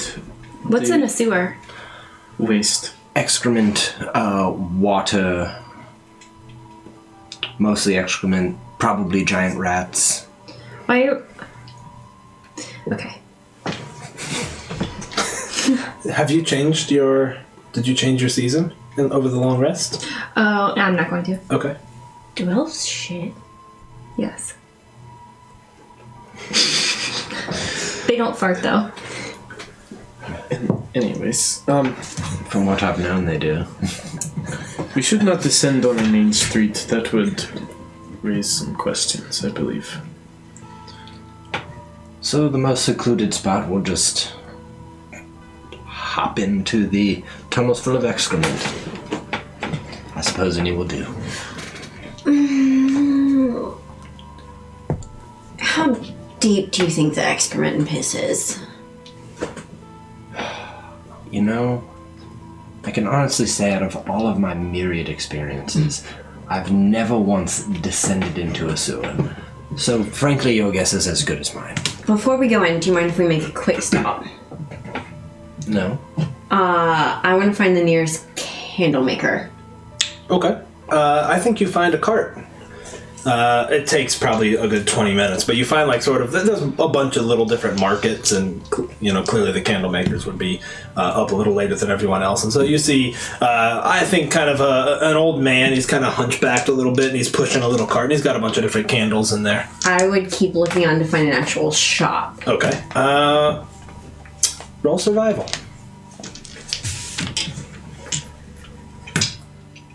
No. I think you look that dude. and look, and it gets a little late, right. and I think you burn about an hour and just can't find. You find one, but it's already closed. Okay. I'll go back to the dude with the cart. All right, you find him back again, and he's speaking to someone about how a particular candle was made. How it was made with beeswax. This one. I'd like to buy up enough wax to cover all my body and all of my friends' bodies. He's like, oh, Just regular wax. I don't need a candle. well, I didn't know she was going to do that. I'm not sure I could make that happen tonight. I'm not sure I could facilitate that. It would. Could I at least get enough to cover our feet, maybe? The easiest way to do that would be to purchase, maybe 12, a dozen of these candles would probably do that. I'll switch into old man voice. Let me get my hunch on. But whatever would you want to cover your feet and wax for? That's what shoes are made for. Pardon me for speaking out of turn. I don't know your business. You seem to be adventurers, so if you're going into the Undermountain, I'm not sure that wax-covered shoes will do you any good. It's actually, a thing I need, I got invited to a swamp bunk, and I'm not really sure what to wear to one, so... Oh! Yeah, if you wouldn't mind just wax, please. Wax shoe coverings for swamp bunk are quite sensible. Quite sensible. I've been in a few in my day. And, yes, I believe a dozen should do you. 3 of these large candles melted down for each of you should cover your shoes from sole to top. I don't know what the top part of a shoe is called, but if I did, The mouth. How much gold would that seems be? reasonable. And then the tongue. That would be 1 gold. They're roughly a copper piece each. Silver piece, that is. Here you go. Wonderful. Pick any that you like, but the large fat ones there, I think, would get you the most wax. Do you have any purple ones? Of course. We'll just take this large one, Okay. thank you. Wonderful. Enjoy your swamp bunk to be young again. Can I buy just a small purple candle? Of course, yes. 1 silver piece. Okay. I'm gonna give it to my friend Zoblob. Do you know Zoblob? Is he going to your swamp bunk? No. I don't. I don't know Zoblob, no. There are many people here. Fare thee well, then. His favorite color is purple. Okay. We'll just This card off. melt down the wax and cover our feet with it. All right, awesome. I am going to apply it to my face. I love it. You've got like a creepy ass wax mask on. You're like, "Ah!" It like dries and then has to crack when you talk. Have you ever seen that like mask that you put on that like gets really tight? It's like that. I mean, Hydarian runs around in bare feet anyways, so he'll just put it on his flippers and call it a day. This was quite clever. I don't It goes to about the top of your ankles. Yeah. I don't understand, but I'll do it. If you think I should. It's a bit of an extra layer of protection to make sure that we are not. Thanks, Zombie. Thank you, Zombie Man. Well, Let's just call it an excrement experiment. I'd rather not, but that's fine. It'll be in. How did we get here? Tonight is all swamp bugs and excrement. That's the title of tonight's Castle back, episode. everybody. Waterdeep, episode 4. Swamp bugs and excrement. Water deep in the sewer. All right. I guess we'd find a manhole, or unless there's, like one of the. I don't even know why. Yeah, we all. Oh my god, no way. Did you want the nearest? Just get it! Are we looking for the nearest manhole or? I was just laughing because everyone else.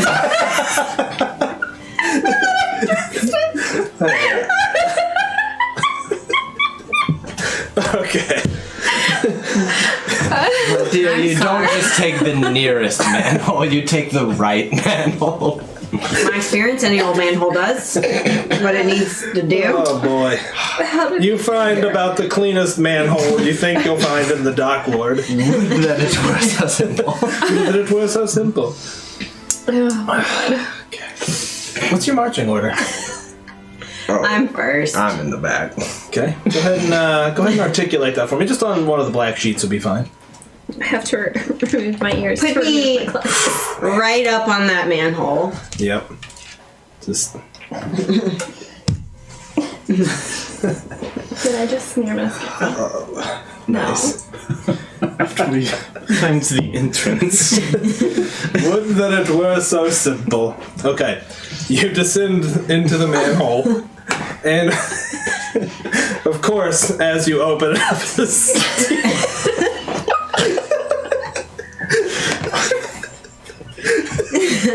The what? steam. A pungent steam.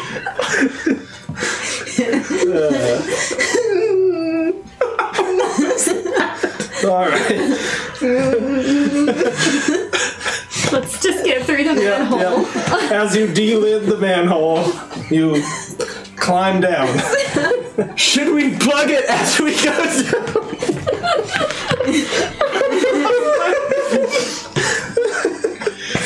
Oh man. We are grown ass people We're adults. playing D&D in our basement, joking about manholes. Oh my gosh. Oh man, I just really dirtied my glasses. Yeah, I just need a quick second. Okay. You all descend into the sewers, and obviously, immediately, the heat and steam sort of starts surrounding. And I mean, it's moments you're like, oh god, and it's an overwhelming stench. And there's just this, because it's so humid and the air is moist, and the ground that you're in right now is pretty dry. You entered in through a rain, like a runoff ditch. It's essentially just for the rainwater to fall in, but you can kind of tell the direction you're heading. There's really only one way to go at this point, and you follow that path down. You come to a big T-junction, and you can see in the middle, about 3 feet wide, a little man-made trench, and there is brown, brackish water flowing. The stench coming off of it is absolutely putrid and horrid. But there is no sign of any yellow symbols drawn anywhere. Changed my mind. I'm giving up the adventure in life. Suppose we have a decision to make. We go one way or the other. Nami, what do you think? Do I see anything at all? Make me a survival check really quick. 14. Okay, the only thing you know for sure is that you're in the dock ward, thus near the water, and you can see the direction of the water flow, and you surmise that is probably heading out to sea. I cast Major Armor on myself. Right? Okay, yep. So, that's the only thing you see is like, well, that's a couple blocks from the ocean.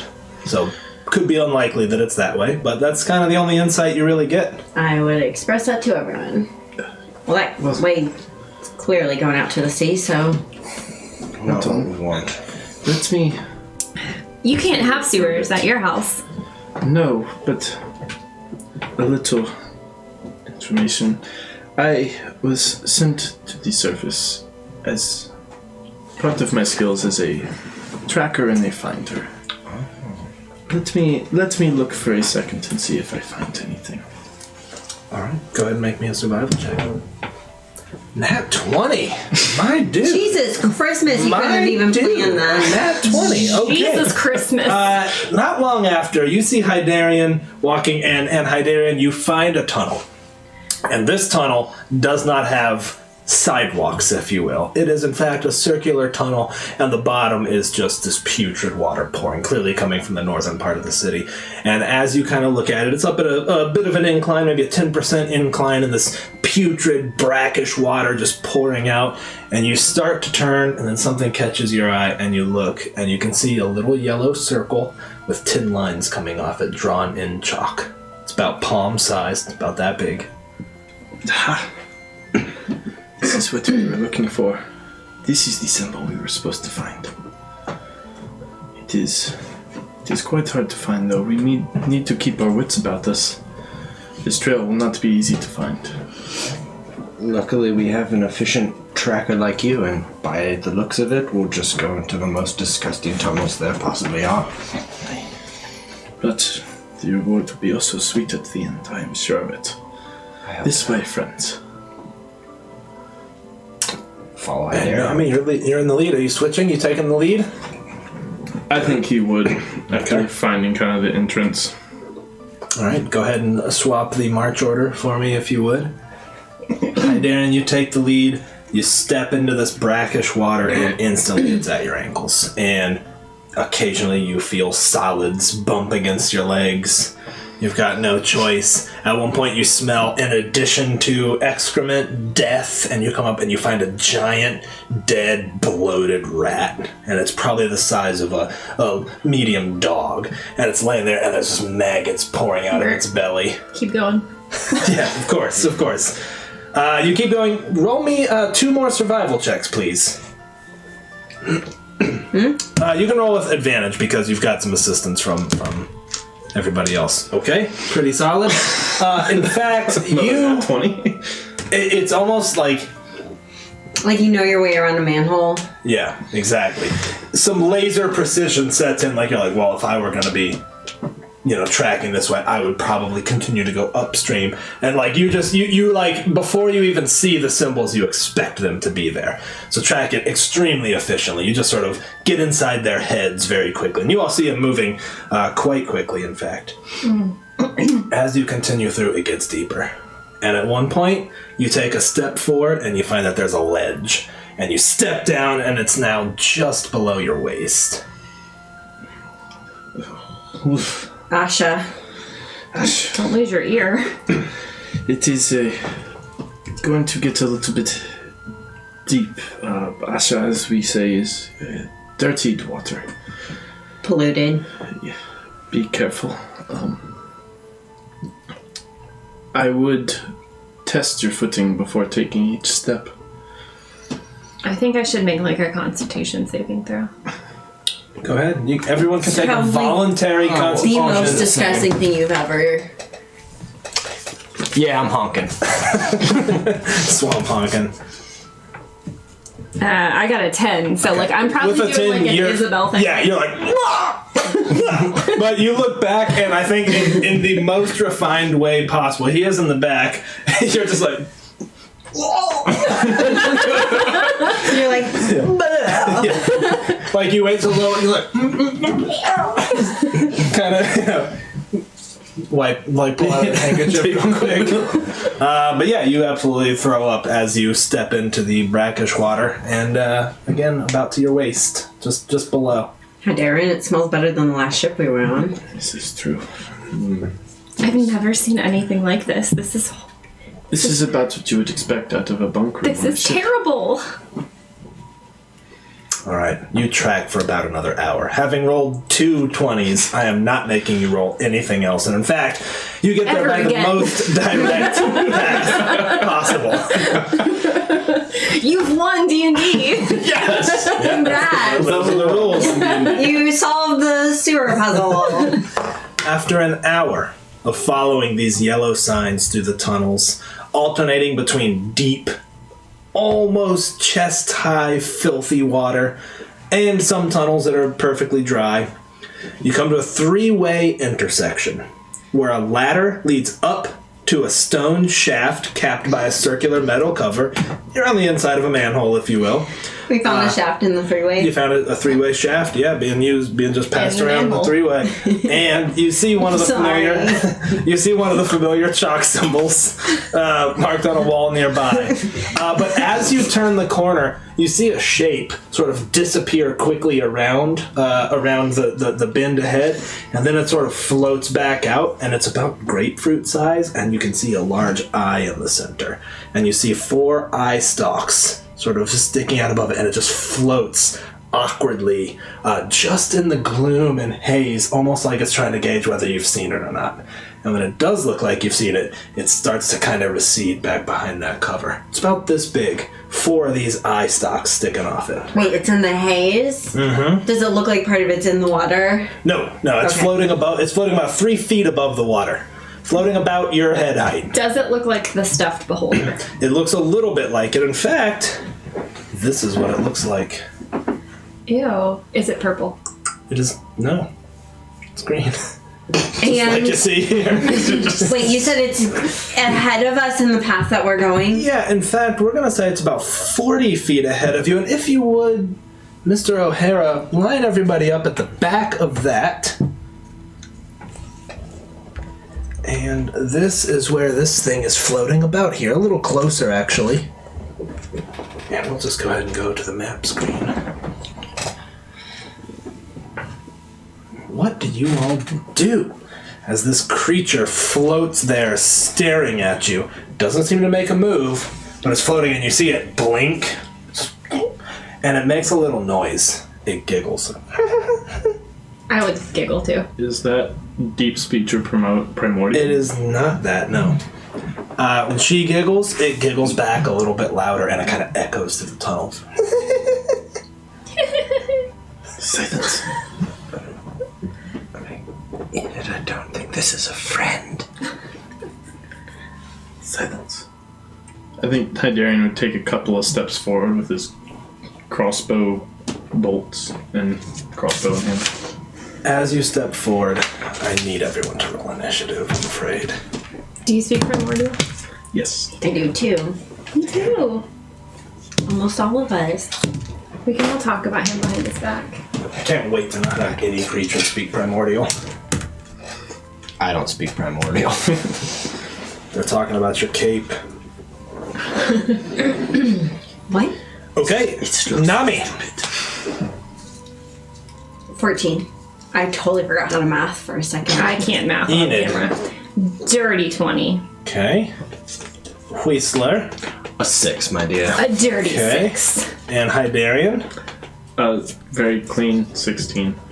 Okay, you were 13, right? We're in the sewer, so everything is dirty. Now, let me ask you all this. I will give you a one-time opportunity to alter your order to be your marching order, if you would like. Otherwise, we'll let it ride as it is. I am happy to go in marching order. I'm also happy with where we're at, because it would make sense, too. Okay, we're going to go with where it's at then. Sure. And here is where this guy goes. And Enid, you're first. I'm not sure you're aware that it's necessarily aggressive yet. No. In fact, it giggles back at you. You giggle back like, oh boy. Yeah. Anything you want to do on your turn? I'll just take the dodge. Okay. Hydarian. I'll take the dodge. Chrysler. Yeah. I think he'd slowly walk towards it, but then hold his action until some move is made towards him or his friends. Okay. When you say some move, you mean some attack Like or something violent. Okay, what action are you holding? Crossbow? Yeah. Go ahead and move up the way you would like to move.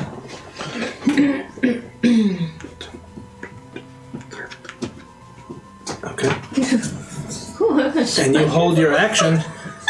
And, my dude... Shiver my ears. Shiver me ears. Okay. You see it kind of hovers in place, and two of its eye stalks, the eyes start to glow a bit. You will get to trigger your reaction after one of them fires off. And in fact, my dude, I need you to make me a dexterity saving throw, if you would, please. Look how adorable his ears look with his little hat. What's a 16? A 16 is pretty good, and in fact, you pass. You see its eye, it turns this bright blue, and you're sort of like, oh god, and you dodge out of the way just as this blue bolt slams into the side of the sewer wall. It splashes up putrid water on your face, and as it does, it's freezing, and you see this like chunk of solid ice that then kind of slowly starts melting as it flows downstream. You can take your reaction now. As a magic user, I would know like a little bit about that. Seems to be a frost effect or something. How does a 23 look? That'll get him. That'll get him. Ooh. For 3. Sweet. Nice. Lethal. This frost kind of slams into you, and you're like, oh, you get a little in your mouth as you erase, and I mean, it's an easy target. It's just kind of floating there, and you shoot it, and the crossbow nicks it, and when it does, it giggles again, loud, like, and it sounds like a human giggle that doesn't quite sound human. And then I also need you to make me a strength saving throw, my dude. You're sloppy. Oh, floppy ears. Okay. Its other eye glows, and you sort of see the water in front of you ripple up, like almost like a little wave, and it kind of slams into you, and you feel this force that almost tries to push you back, and your feet slide on the slick bottom, but you are able to mostly stay in place. Nami, it is I'm you. gonna just give this up to Coach for those. For a number of things. There's about 1,000 things. I'm giving For it his up manhole. but- Really though. Nope. I am going to just check that my wax is still on, and I'm going down. And then I'm going to move under. Sweet. All right. What's your swim speed? 30 feet. 30 feet, so you can dash and go 60 if you want. No, I'm going to stay right behind Hydarian. Okay. Darren, you hear she kind of, I guess you're staying under, right? I mean, it is about waist deep. Yeah. You all see her and you're like, oh! She just falls forward. I mean, actually, she gracefully, like, does the dive into the water, and you just see her dark form swimming quite quickly underneath the disgusting water. What are you going to do with your action? Dodge? Dodge. Cool. Yeah, you kind of feel it, feel the water lap against your leg. Something solid kind of strikes and sticks a little bit. Whistler. Well, Yeah, you're like, oh! But I think maybe losing a little bit of the reserve from how disgusting this place is, he's going to then lock eyes with the whatever it is, mini beholder, little creature, little shit holder. Yeah.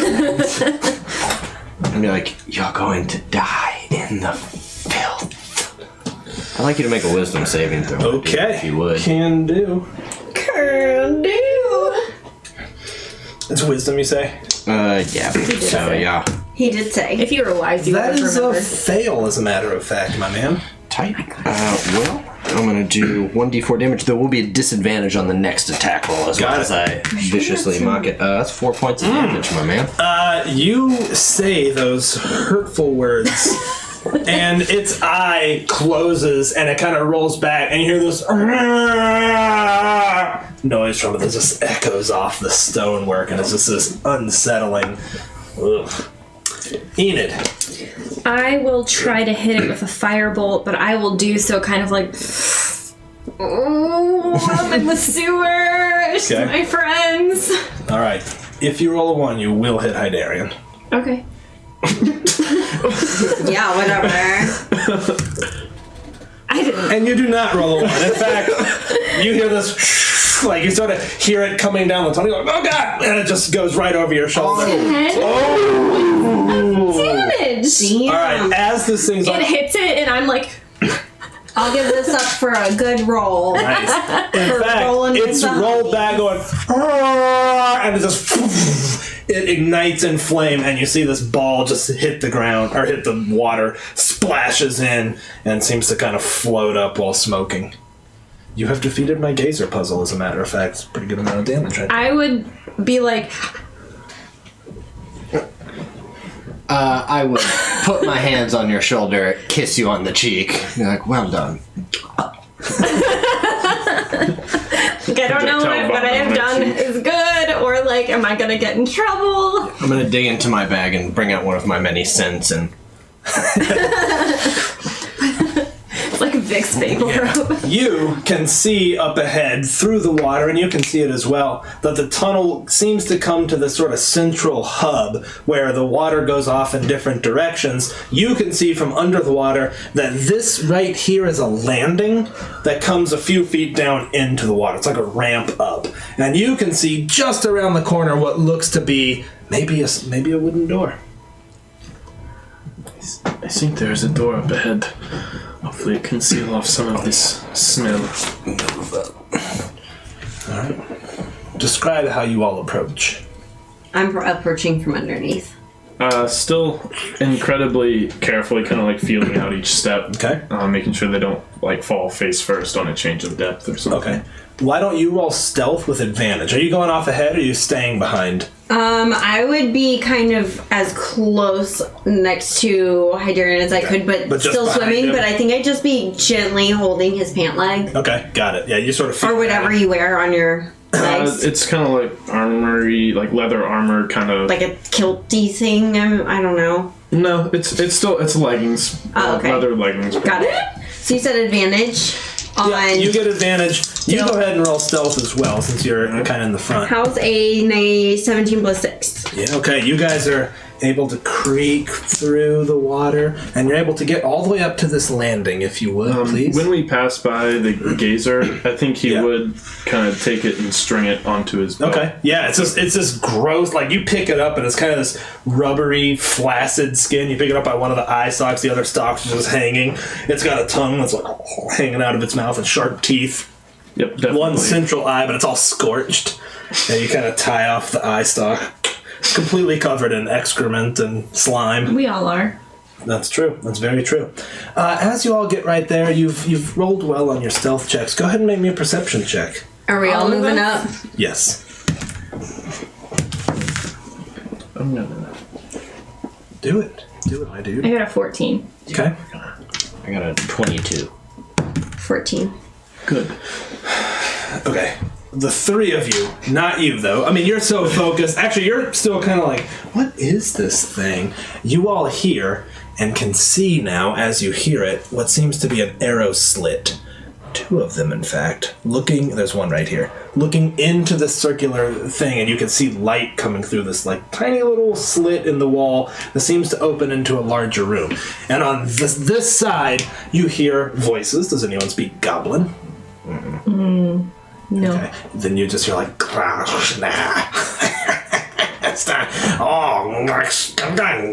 Not speaking something, do you think you'd recognize the language, though? I mean, what it was. Do you think you've heard a Goblin? Yeah, I think you probably have in the Border Kingdoms. Yeah, I think... I'm good either way. Let's make it a roll. Let's make it an insight check. Sure. You are hearing it through an arrow slit in a sewer covered in grime. I got an 18. Yeah, you're like, ooh, pretty sure that's a goblin. I would, yeah, lean in. I'm pretty sure there's goblins on the other side of that. What's a goblin? Vile creatures. We did have to ship some things to them before. I think Hydarian would kind of try and make his way past the arrow slit without being seen, but still kind of be making his way for that door. Okay, yeah, and I think you guys kind of already have. You're able to pull yourself up onto this little landing, and you can see that there's a wooden door right there. In fact, you see on the door there is the chalk symbol of the yellow circle with 10 spokes coming off of it. You said there was one right here. There is one right there. As we're passing, I mean, is it something that you could, eyeball through to get a... I think so. look? Yeah, go ahead and make me a perception check. Roll with advantage. Just, you're trying to do this while half sunken feces. Okay, you kind of peer in. You can see a small little room, and you are able to just kind of look over, and you see the foot of a goblin that seems to be sitting against the wall. And in that room, you heard the voices coming from over here. Right. In that room, as you're looking through, you hear like just heavy, sleepy goblin breathing. I'm going to find some of the more solid sludge and use it to mark an eye on my forehead. Oh, nice. That's the most genius and disgusting thing. Yeah, I mean, she looks at you guys. She's got a wax face mask that now the cracks that have formed in it are just filled with like this brownish water. She's kind of looking at you guys like blinking, unrecognizable from herself. Besides that, picks up a log. Yeah, I'll be like, Trixie, have you ever fucking seen something? Trix is like, Brilliant once again, Captain. I think he'd follow suit after seeing. No. I'm gonna look at Whistler and be like, she holds her hand out to you, and you kind of have to gotta flick a bit of like peanut, and then some corn. Yeah. Some of my material components anyway are makeup. I'm gonna be like, no. I'm gonna pull it out, and I'll put one on Enid's head, and I'll put one on my own. Genius idea. You can keep your instruments, though. I think Hydarian at this point would slowly and quietly try the door handle on the door. Okay. You turn it and kind of, it feels like it's a little bit stuck, and for a moment you're like, shit, it's locked, and then and it frees itself, looses a little bit on the hinges. Is it a push or a pull? It is a push. I think then he would kind of let it slide slowly open while staying kind of where he is. He wouldn't step in. All right, let me try this as I set it up. There we go. And you see just a small little hallway that turns about. If you want to control the camera, I think it's in a decent spot right now, but could get closer in on the action there. You know what would make this moment so good? Red vines? The delicious flavor of red vines. That's true. Nothing cuts the shit quite like the delicious flavor of a red vine. I hope I adopt that. Nothing can cut the shit. Oh, I think... I'm hungry. Quietly, follow me, please. Slide this way and kind of keep looking around. Kind of like... Can I? All right. You get up to the door. Lydia and Sean, I need the two of you, as you're applying the makeup behind everyone, to go ahead and make me a perception check, if you would. I got a 17. I got a 6. As you are sliming up onto this, like, beach that's essentially covered in Shit beach. algae and shit, yeah, the shit beach, you look down and you do see a small little passageway that sort of veers off. It's really probably 19 inches wide, maybe, 2 feet maybe. Yeah. But you do kind of notice it. You don't see any light coming out of it, but you can tell that some additional water is kind of flowing out from it.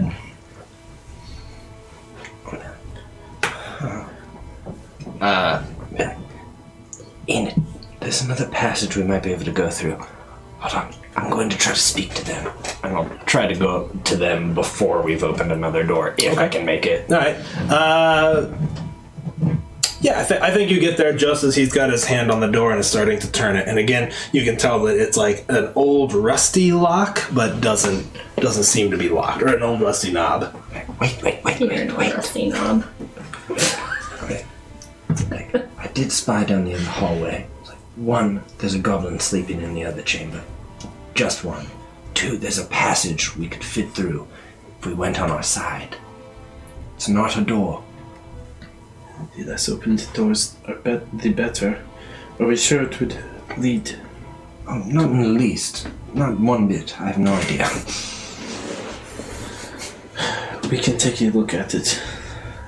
For fear of opening more doors that would clue others into our position. So you want us to slide our way through this passageway one by one, just like a clear shot? I suppose going down a hallway wouldn't be that much different. If you want to open the door, I'll be right in the back, ready to back you up. The choice is yours. I'm not suggesting anything. They won't be expecting us to come through a way that's not a doorway, if they're expecting us at all. As you all are speaking out there, you suddenly hear a clack, and you see a flint arrow kind of stick through an arrow slit right here, very tiny in this room. Can you both roll me dexterity saving throws, please? I would also be up right here, right now. Yeah, you're good. 15. All right, what'd you get? That's an 11. Okay.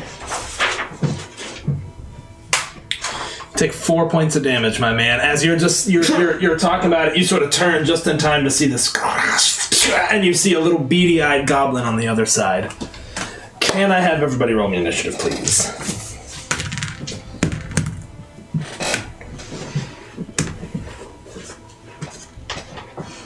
Okay. Nami. 3. Nice. Enid. 5. Wow. Whistler. 13. Hydarian. 17. Fuck you, goblin. Alright, Whistler, you sort of duck as this arrow just kind of, and in fact, it's right into his shoulder as he turns and sees it. You can see Hydarian kind of grab it and wince and look back. Isn't it funny that, like, if I were a human in a sewer and I got hit in the shoulder with an arrow, I'd be like, I'm fucking done. I'll die here! But in D&D, you're like, nope, more hit points. Alright, what do you do, Hydarian? You're top of the initiative order. I'd poke my crossbow back in and try and shoot back through it. Okay, you can indeed do that. You can do that. Reroll that. Reroll it, my dude. One more temptation from the DM himself. Yeah, do it. Yeah, we'll do it. I'll take the one he touched. That's true. Oh, I'm afraid not. You stick the crossbow in, and you hear it ting, ting, ting, ting, ting, ting, like on stone on the other side, and you hear it. Whistler, it is your turn, my dude, unless you'd like to move. You can open the door, you can move. Open the doors and interact. Yeah, I think he'd kind of like still with crossbow in the arrow slit, kick open the door. Okay. You do so. And this... Are those brown things poop chunks? They're not poop chunks, nope. They are, in fact... it's just a filthy room of filthy belongings. In fact, there's tons of... So poop chunks. They're not, those are belongings. Those are things you've released into the wild. Not, I hope. Instead, it's like cloaks and over like pants, and they're all covered in sewage. So it looks like they're like what were worn and then removed. Like it's the mud room, basically. The humanoid mud room. And then... It's the foyer. Yeah, he'd kind of move out from in front of the arrow slit, kind of like... Okay. And you can now clearly see one and heard what you're pretty sure is a second. Whistler, it's your turn, my dude. Oh, I can't really move, huh? Blocked there. I mean, you can. It's just double through everybody. Okay, then I will go... Excuse me, off me, jump there. 10, 15. As I get right there, I will look at that goblin. Okay. And I will say... I'll be like... So small, tragic, you're about to die. Please make a wisdom saving throw. That is a fail. Alright. It takes 1 point of damage and has that disadvantage on the next attack. That's 25. And I'm ending right Okay. there with my you sort of movement. like squelch into something. Your clothes, like everything is just sticking to you and covered in filth. And you hear that goblin just like... All right. This goblin, in fact, takes a shot at you, Nami, through the arrow slit. Just shit through the slit. Don't do that. It fires this. You duck, no problem. It's ting, ting, ting. The arrow kind of flicks around. Bits of it kind of go flying. This one you hear draws a blade, rushes forward, sees you right there, Hydarian, and comes at you. Ooh, that is a hit. I'm afraid. For 7 points of damage, my dude. Oh no! Yeah, you know, Nami, you look up and you just see him. His crossbow clatters to the ground and he falls forward, and this goblin's looking up like, and it backs up a little ways. Enid.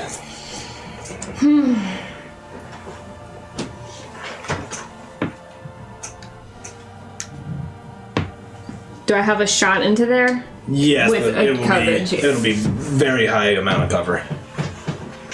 Can I? No, just do it from here. Okay. I'll hit with a firebolt. Okay. You'll try to hit with a firebolt. She will hit. Oh, she gonna hit. Roll it. Okay, that's a hit. 4. Okay. Yeah, you just like line it up perfectly and just like in slow motion, just right through the arrow side, just like slams right at its face as it like pats itself to put the flames out. Is Whistler close enough for me to hear? Oh yeah, I mean he's just like on the other side of a wall, basically. I'd be like, are these kobolds? Okay, I'll wait till my turn. Nami. I am going to remove a little bit of my wax, lean down close to Hydarian, give mouth to mouth, and try to stabilize him. Okay, make a medicine check.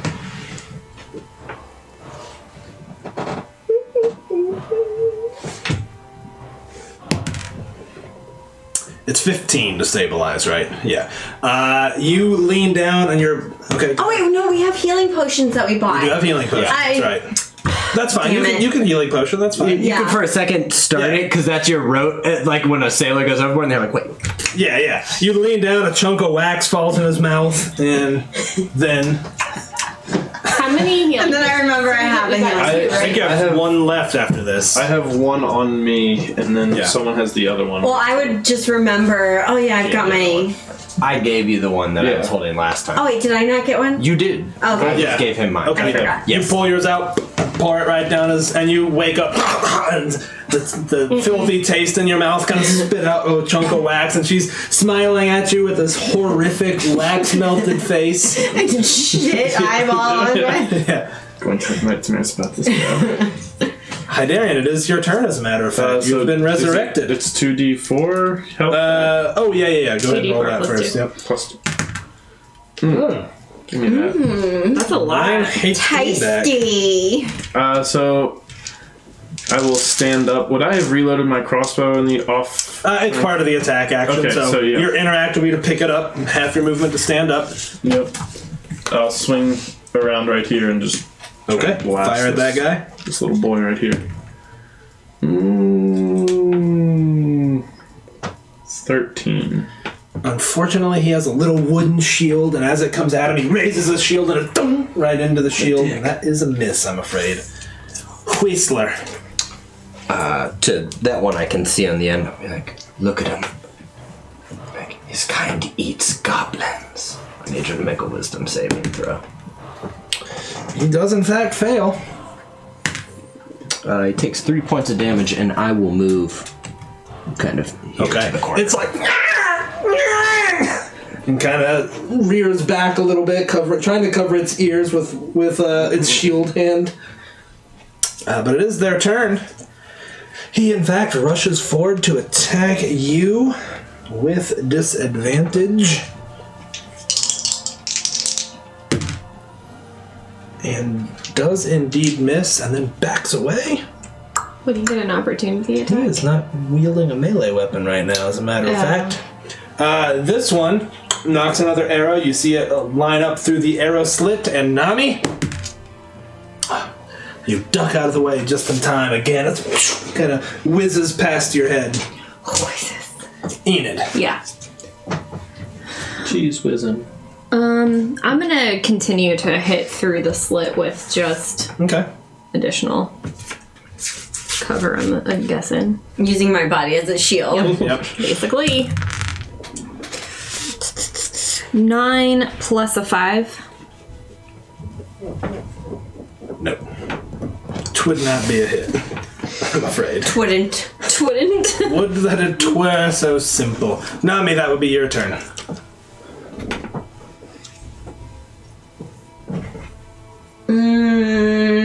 I am going to. I can't even see where they are, can I? There's From where you are, you can just see the one whose like face kind of appears on this like little tiny window, about that wide. I am just going to take the dodge action. Okay. You can definitely do that. Hydarian, it is your turn, sir. We'll move to there. And will in fact aim at this one. You kind of step around the corner, crossbow at the hip. We're gonna reroll that. Okay. I think I spent that actually. Use it, man. You Yeah. got a whole reroll over there. Do it. That is a hit, sir. There we go. For 3 damage. I mean, he was already kind of like, ah! He's kind of shouting a little bit, holding the bolt in him, but still standing. Whistler. Okay. That's the one that just took the bolt. That's what I just took the bolt. Yep. I'll be like, now you're bleeding out. It won't be long now. He falls down on the ground, whimpering, and then his body goes limp. Can I hear Whistler when he does this? I do it all in Infernal. Oh, right. But yeah, I think I so. can hear it. Okay, with that, this one is looking a bit panicked. Raven, roll me a die. You're low, you're high. Low. He does, in fact, continue shooting at her. He's just sort of like, knocks another arrow, and with disadvantage because you dodged. What's your armor class? 13. That is unfortunately a hit for 5 points of damage. Enid, you kind of see all of a sudden a flint arrow just sticks out of the back of her shoulder, and blood kind of quickly starts covering the top part of her cape. Her brand new cape. Her brand new cape. And Enid, it is your turn. I will step in front of her Okay. and shoot through there. Okay, and because you're right next to it now, I'm going to give him a little less armor bonus. Because you're like right up Oh, against it. yeah, that I figured, yeah. Oh, shit. I'm gonna try again. Yeah, that's not quite enough. You have to say it like...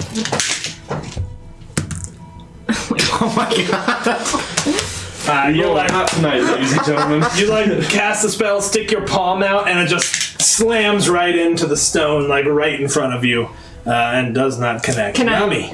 I would like to continue my movement over for here. sure. How big is this opening? About that big. Like, And I then don't it know. opens up on his side, Got it. so that he could like fire from different angles, right? But I could easily, in theory, walk up, hold my rapier flat across it, and he wouldn't be able to shoot through. I think that's reasonable. Yeah, you could kind of stand there with the rapier, and you could even kind of duck below it if you don't want him to be able to see you, or like duck against it so that he couldn't shoot you. Yeah, I'll duck a little bit against Okay, it. cool. Actually, I was wondering. Yeah. No, that's what I'll do. I think. Okay. Yeah. I mean, you can have an action. I think that's just a move if you want to do something The else. thing I want to do, I think, might be a 2-action Okay. type of thing. But I don't know. But I'll just tell you what I would like to do. Okay, You can tell me yeah. if I can't. I would like to wring out some of the water in my clothing, hold it up to the opening, and then freeze that liquid solid. That's pretty solid. And no, I think that's fine to be an action. I think what's easier to do is you kind of pull it up and ring it a little bit as you're casting it. So Okay. yeah, I think that's totally fine. It's sort of this little bit. This murky water that so he can't even see, like. Yeah, or at least can't see very well through it. And then you kind of also put yourself up against the back. As Yeah, like that my works. movement. Okay. Hydarion. We're gonna take out the short sword and just kind of get up in his face and Cool. smack So you're it. holding the crossbow in your offhand. Draw the short sword, and How's an 11 look? sorry, my dude, 11 does not do it. It'd be nice if you could just have like nat 20 every time you rolled or something. Yeah, that'd be nice. Yeah, only on survival, though. Yeah. That's all I'm good for. I'll peek around the corner and be like, "You're the only one left. Aren't you afraid?" Yeah, You should be whisperer. Roll damage. he is. Just one damage, but disadvantage, and Yep. then I will move back to right here. Yep. It's just like you see a little goblin tear come down its cheek. But it is his turn, and he does, in fact, drop his bow and draw a little short sword to attack you, Hydarion, with disadvantage. And he misses. He comes swinging at you, and you're able to just kind of knock it aside with your own short sword. Enid, it is your turn.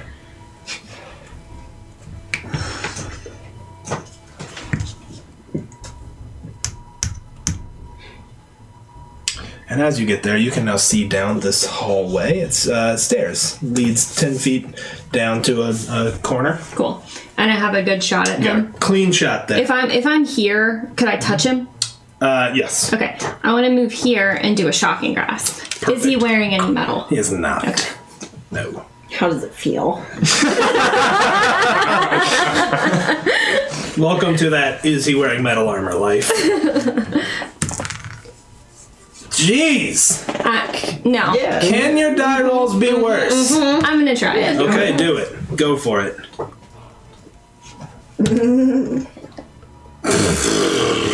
Nope. Not better. That's Not a a 14. Oh yeah, I'm just kidding. ain't It's no not even. Those are haunted now. Yeah. They've been haunted. We need new ones. Hydarion, we're back to you. We gonna smack this boy. We gonna Yeah. smack him good. How does a 16 look? A 16 hits him.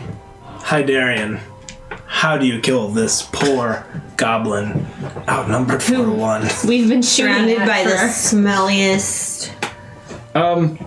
I think I'm gonna grab him by his little goblin head and just take He's it like, off. he kind of my grabs God. and just lops right off. Tie it up next to this Oh, gazer. damn. Dark. You all watch as Hydarian takes this goblin's hair, ties it onto his belt next to the gazer. I'd like to object if we're sharing a common room that I would not like severed heads in the room. Please. I don't mind. You can keep them outside. They don't bite anymore. Were those kobolds? No, those were goblins. They did talk like they had coins in their mouth. They do, don't they? It's similar, though they hate each other. Really? Goblins and kobolds hate each other. Okay. I won't take the book out because I'm covered in poop, but Yeah. Are you shushing me after your co-captaining got us shot at? there's stairs down here. Then lead the way, co-captains. Let's go ahead. Reestablish that marching order. I presume you're moving stealthily.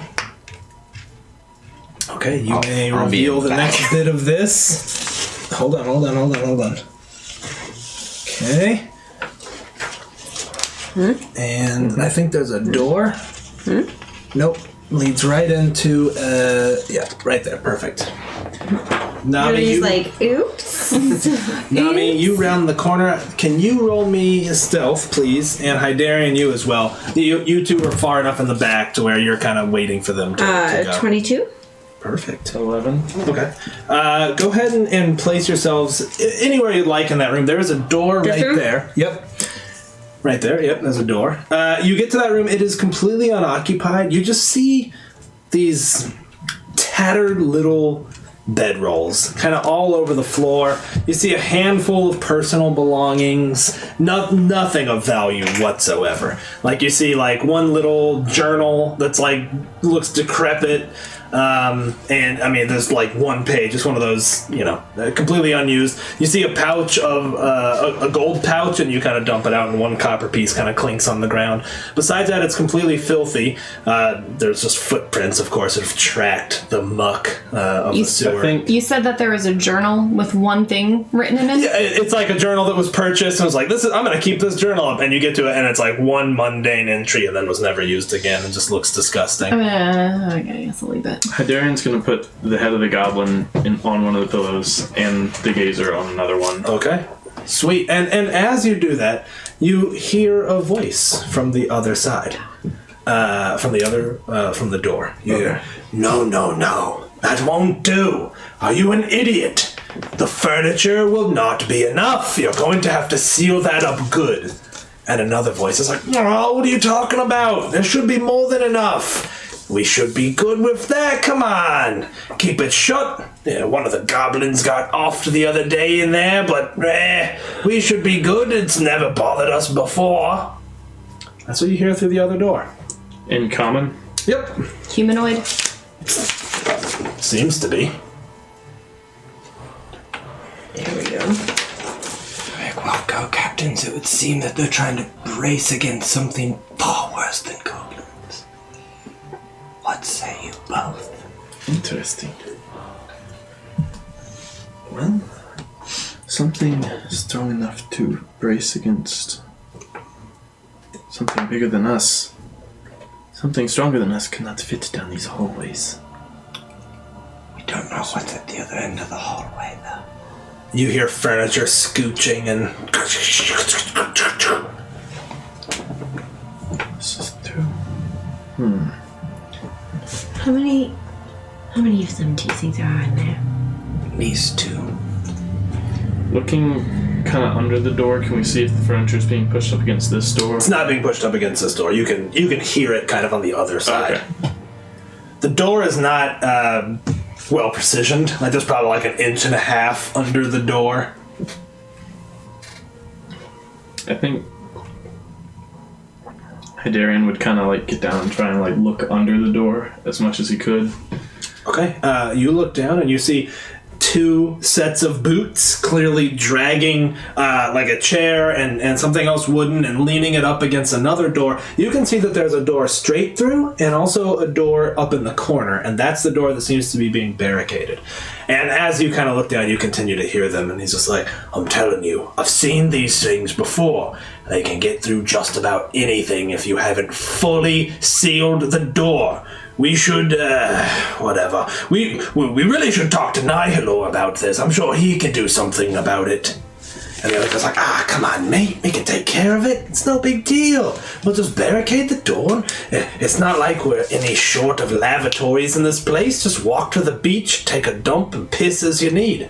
We're fine. Speak for yourself. I like a little privacy when I need to make do.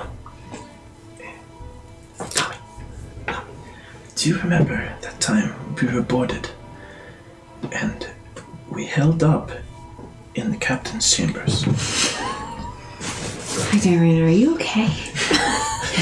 Just a little worried. That's why the ear droops. Do you remember how we forgot to seal the back window when they rappelled in? Maybe we could get the drop on these people. By coming in from this door, they seem to be going against the other door.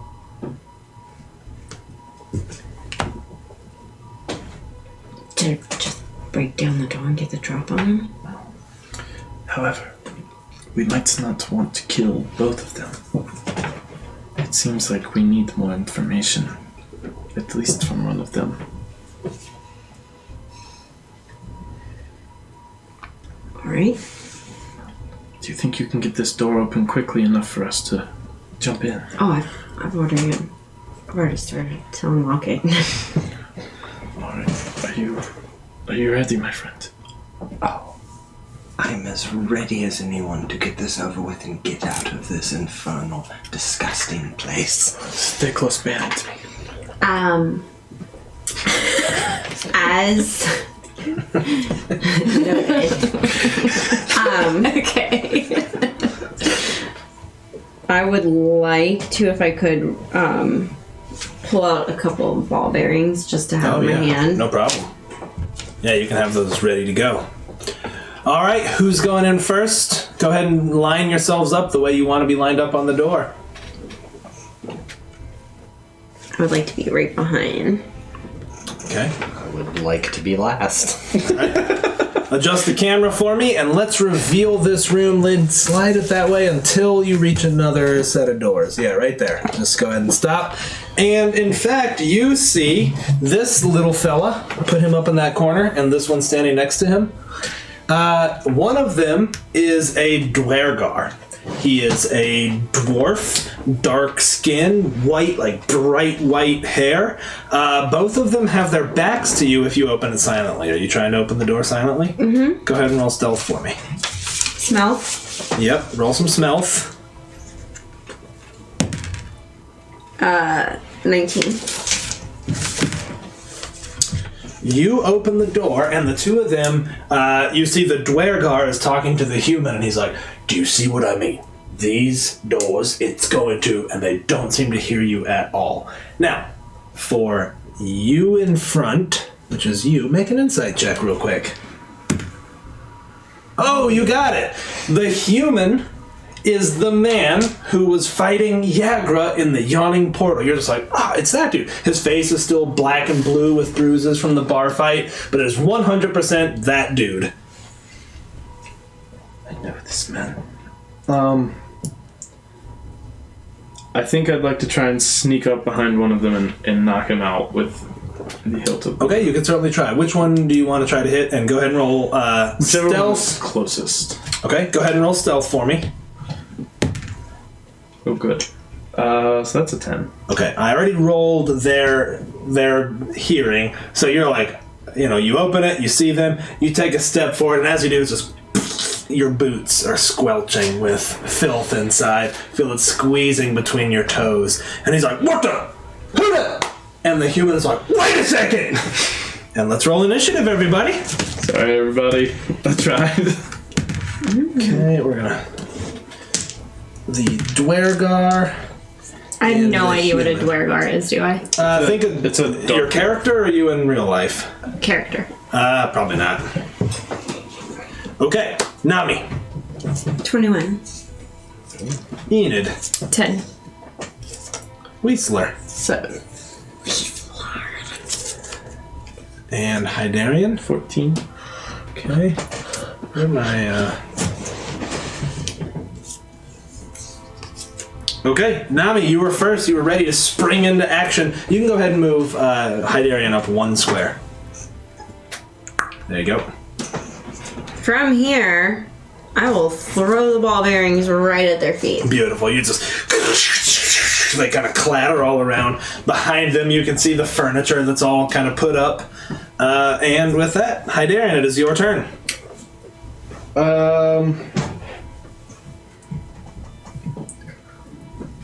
Yeah, I guess we'll take out the crossbow and shoot at the Draugr? Dwergar, I think.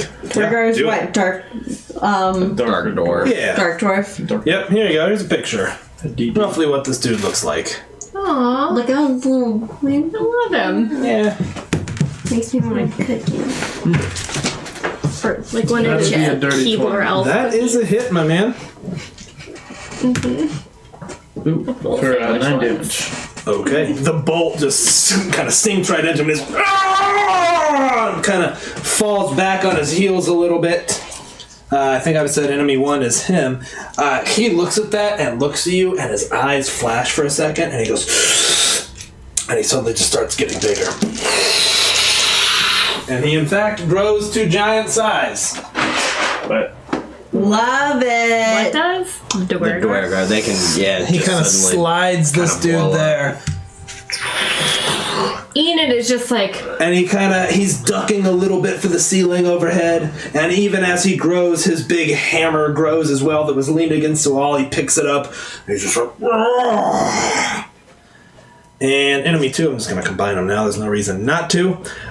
He takes a step towards you, Hydarian, and navigates the ball bearings pretty skillfully. It's difficult for him. He does not fall, but he's able, since you're so close, he's able to kind of slips a little bit, but maintains. Draws a scimitar and attacks you, my dude. What's your armor class again?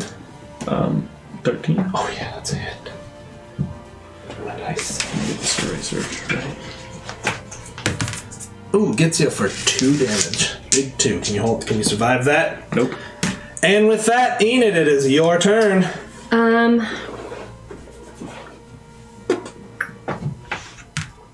Oh, Enid just falls down. Can I try to shoot a firebolt like at the big one's foot? Yeah, you can see him enough from here. I'm gonna give him some cover. Yeah, I'll aim at his foot. Okay. Try to give him the old hot foot. Yeah, so that's a 13 and a 5. It's an 18. Not quite. Because of the cover. There's just too much you're firing through to try to hit him. Whistler. I don't think I can see him. I can only see the other dude. Am I correct in assuming that? Yeah, 100%. And even he's gonna be through some cover. Gotcha. For my bonus action, will yell to Hydarian and be like, think of the ocean depths and your people, my love. You have a bardic inspiration. And then I will... I'm gonna need him. I will, to the little derpy boy over there, I will say, you're outnumbered, we found you, and there's more coming. Yeah, made it. He's good. He sort of shakes it off. He's like, I know you. I know you. I've been waiting for this opportunity. Nami, your turn. I am going to... What is he wearing? He's in leather armor. Leather armor? Okay. I am going to take out my oil flask, Okay. throw it at him, like throw oil on him, and then duck down and be like, Enid, you know what to do. Tight. Make me a ranged attack. So dex and proficiency. So add whatever. I think that's 4 for you. For what? Oh, dex plus proficiency? Yeah, because you're throwing a thing at him. That'll get him. 14? Yeah, Okay. you take the flask, maybe even uncork it and kind of toss it at him, and it splashes all over him. He's like, oh, what? kind of drips on the floor a little bit. Okay. Hydarian, that'll be your action, my dude.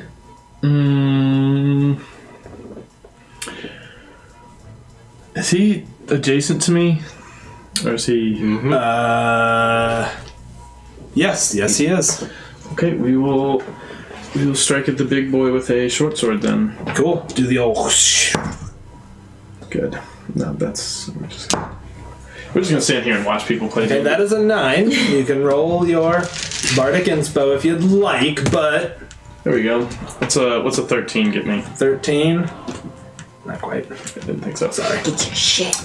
There you go. Okay. You swing at him, and he swings his big hammer and kind of knocks your hand back. I mean, there's a tremendous force behind it.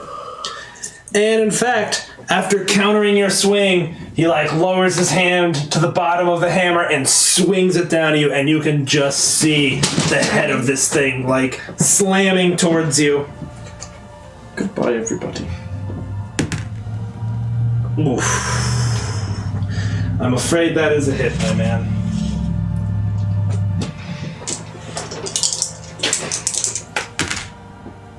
Take 12 points of damage. We down. You all just see this dude take this thing, and it cracks him right in the face. Just and you see Hydarian does the 180, collapses on the ground. The bandit right there pulls out a little hand crossbow now that Nami is exposed, takes a shot at her,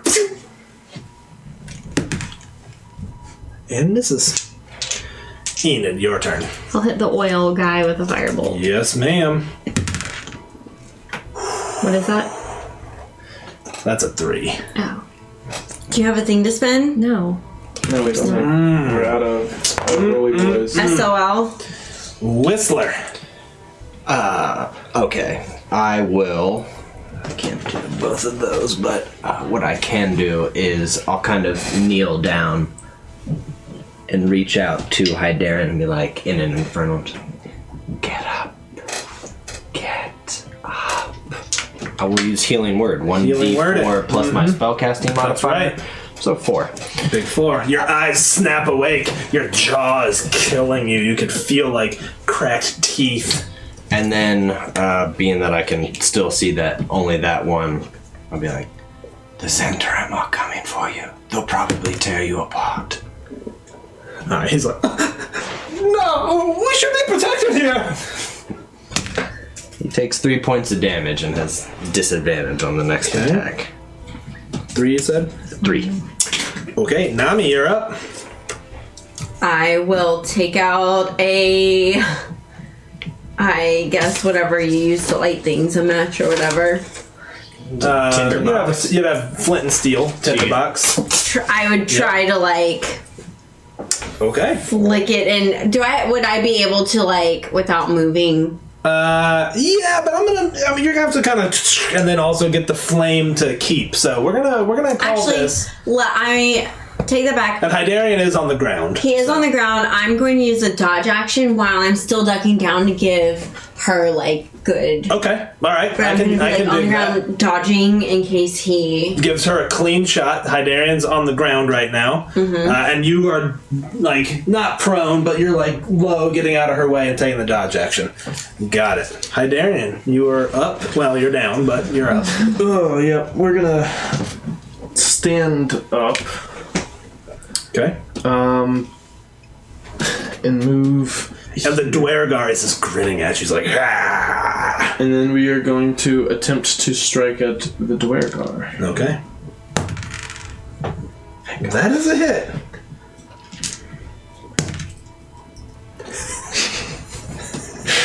For 3 damage. Nice, man. You swing at him, and it nicks one of his huge fingers, and he's pulls it off the hammer, come on! Cool. Cool. Messed up! Oh, cool, bro. And on his turn, swings his hammer around at you, because you're right there. I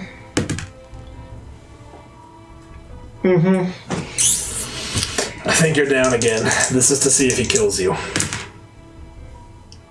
16 damage. What's your current hit points at? 4. What's your maximum? 11. Hydarian is dead right now. You just smack. Hydarian's lifeless body slams against the wall, and I mean, he slides down, and you just see blood and broken body. Like dead, like No, come He is dead. Yes, he is. Good night, sweet. But this is Waterdeep. He is dead, however. And with that, the bandit rushes across him to you, takes his little short sword, and swings on you, Nami. with disadvantage because I am. Because you're dodging. Which is good, because... Okay, he misses. He comes up, and you kind of duck and weave out of the way as he stabs at you. Enid, it is your turn. I will try to hit him with a firebolt. Great. That is a hit. Jesus. Roll an extra d6. Why? Because he's covered in oil. Oh, that's right. Y'all are killing me No. with your rolls. Actually, the other way. Is he on fire though? Yes. Okay. In fact, he's like... and starts screaming and like flailing his arms around. Whistler, it is your turn. Fucking I still can't see the biggin. Okay, I will be like, Nami, you're the only captain now. You have to get the ship through troubled waters. You got a bardic inspiration for that D6, and then I will use vicious mockery on this dude On the again. on-fire one? On the non-fire one. Okay. Wait. Sorry, you're on the... Oh, on this dude. On that guy. Yeah, okay, Yeah. got it. Yeah, he fails. Takes 3 more points of damage. How does he die? Oh, man. I think... yeah, because I actually think what he said, like, you have now killed my only love.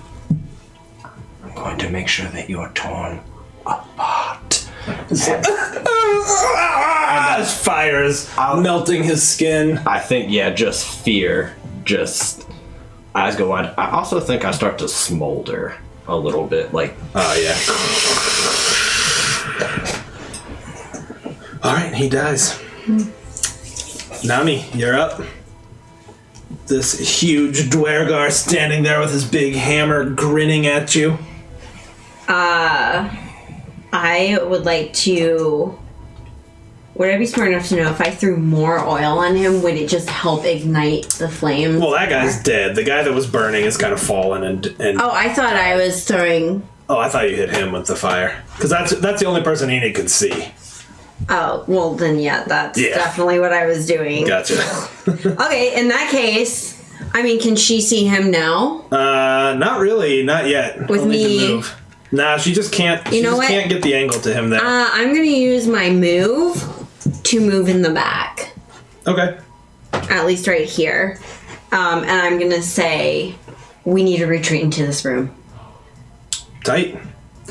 And on that note, he, swinging his hammer, comes and he squeezes into the 5 foot, which will give you advantage to attack him.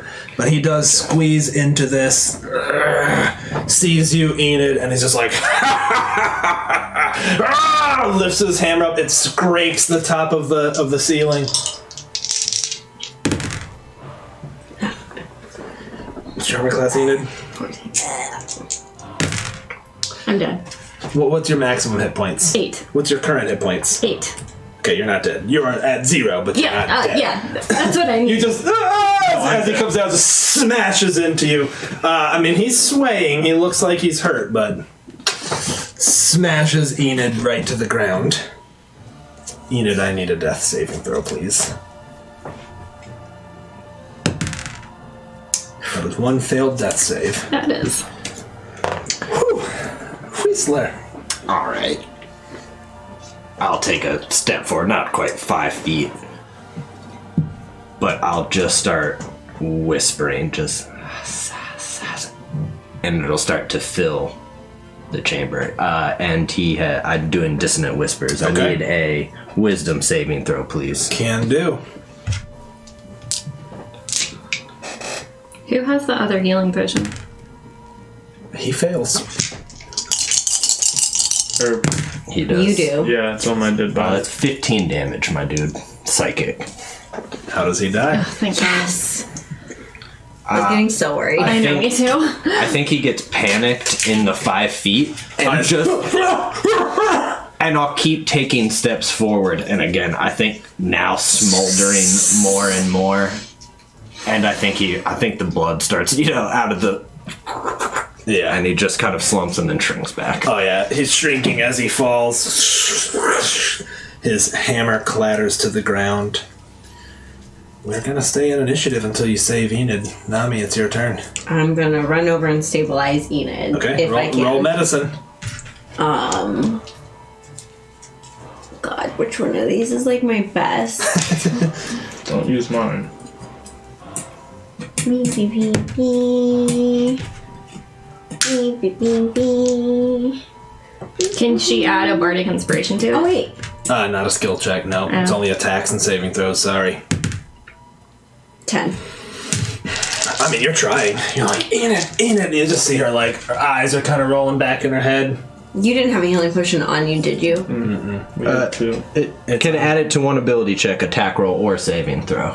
Yeah, that's not a... Ability check? ability. I'm sorry. I thought you said no ability check. I was No, sorry. wait, I might have said that, but I meant... I got you what you're saying. I was like, no, Enid, I need a death saving throw. You This is a failed. second failed death saving throw. I mean, Whistler, it is your turn, sir. I gotta try to stabilize. Don't you have a healing potion on you? No, What's I on gave it me? to him. Oh my god. Yeah. You come over, brush a hand on her cheek. Oh my God. Kind of heal her wounds, lift her head up a little bit, put some water. She kind of coughs and sputters and seems to start breathing again. She is stabilized. And with that, everybody, I think we will call it for the evening. Y'all, I hope that was somewhat fun. That was an interesting We'll see what evening. happens. That was somewhat fun. One For dead, some of us. one dying. All right, we're going to launch a raid on our friend Grant. He is streaming right now. So raiding Grant 10:20. Ellis. Yeah, it's time to stop. So next time, what are we going to do? You guys are right there. Floon is just around a bend. But your party has been beaten and bloodied. Did y'all have fun tonight besides maybe losing Hydarian? Oh, yeah, totally fun. We're Lots gonna of- jump into the voice chat and all. Yeah, we'll go jump in the voice chat if anyone wants to Anyone come wants hang to out. hang out with us? We're in the voice chat and our Okay, we're out in Discord. 2 seconds. Bye, everybody. Bye. Have a good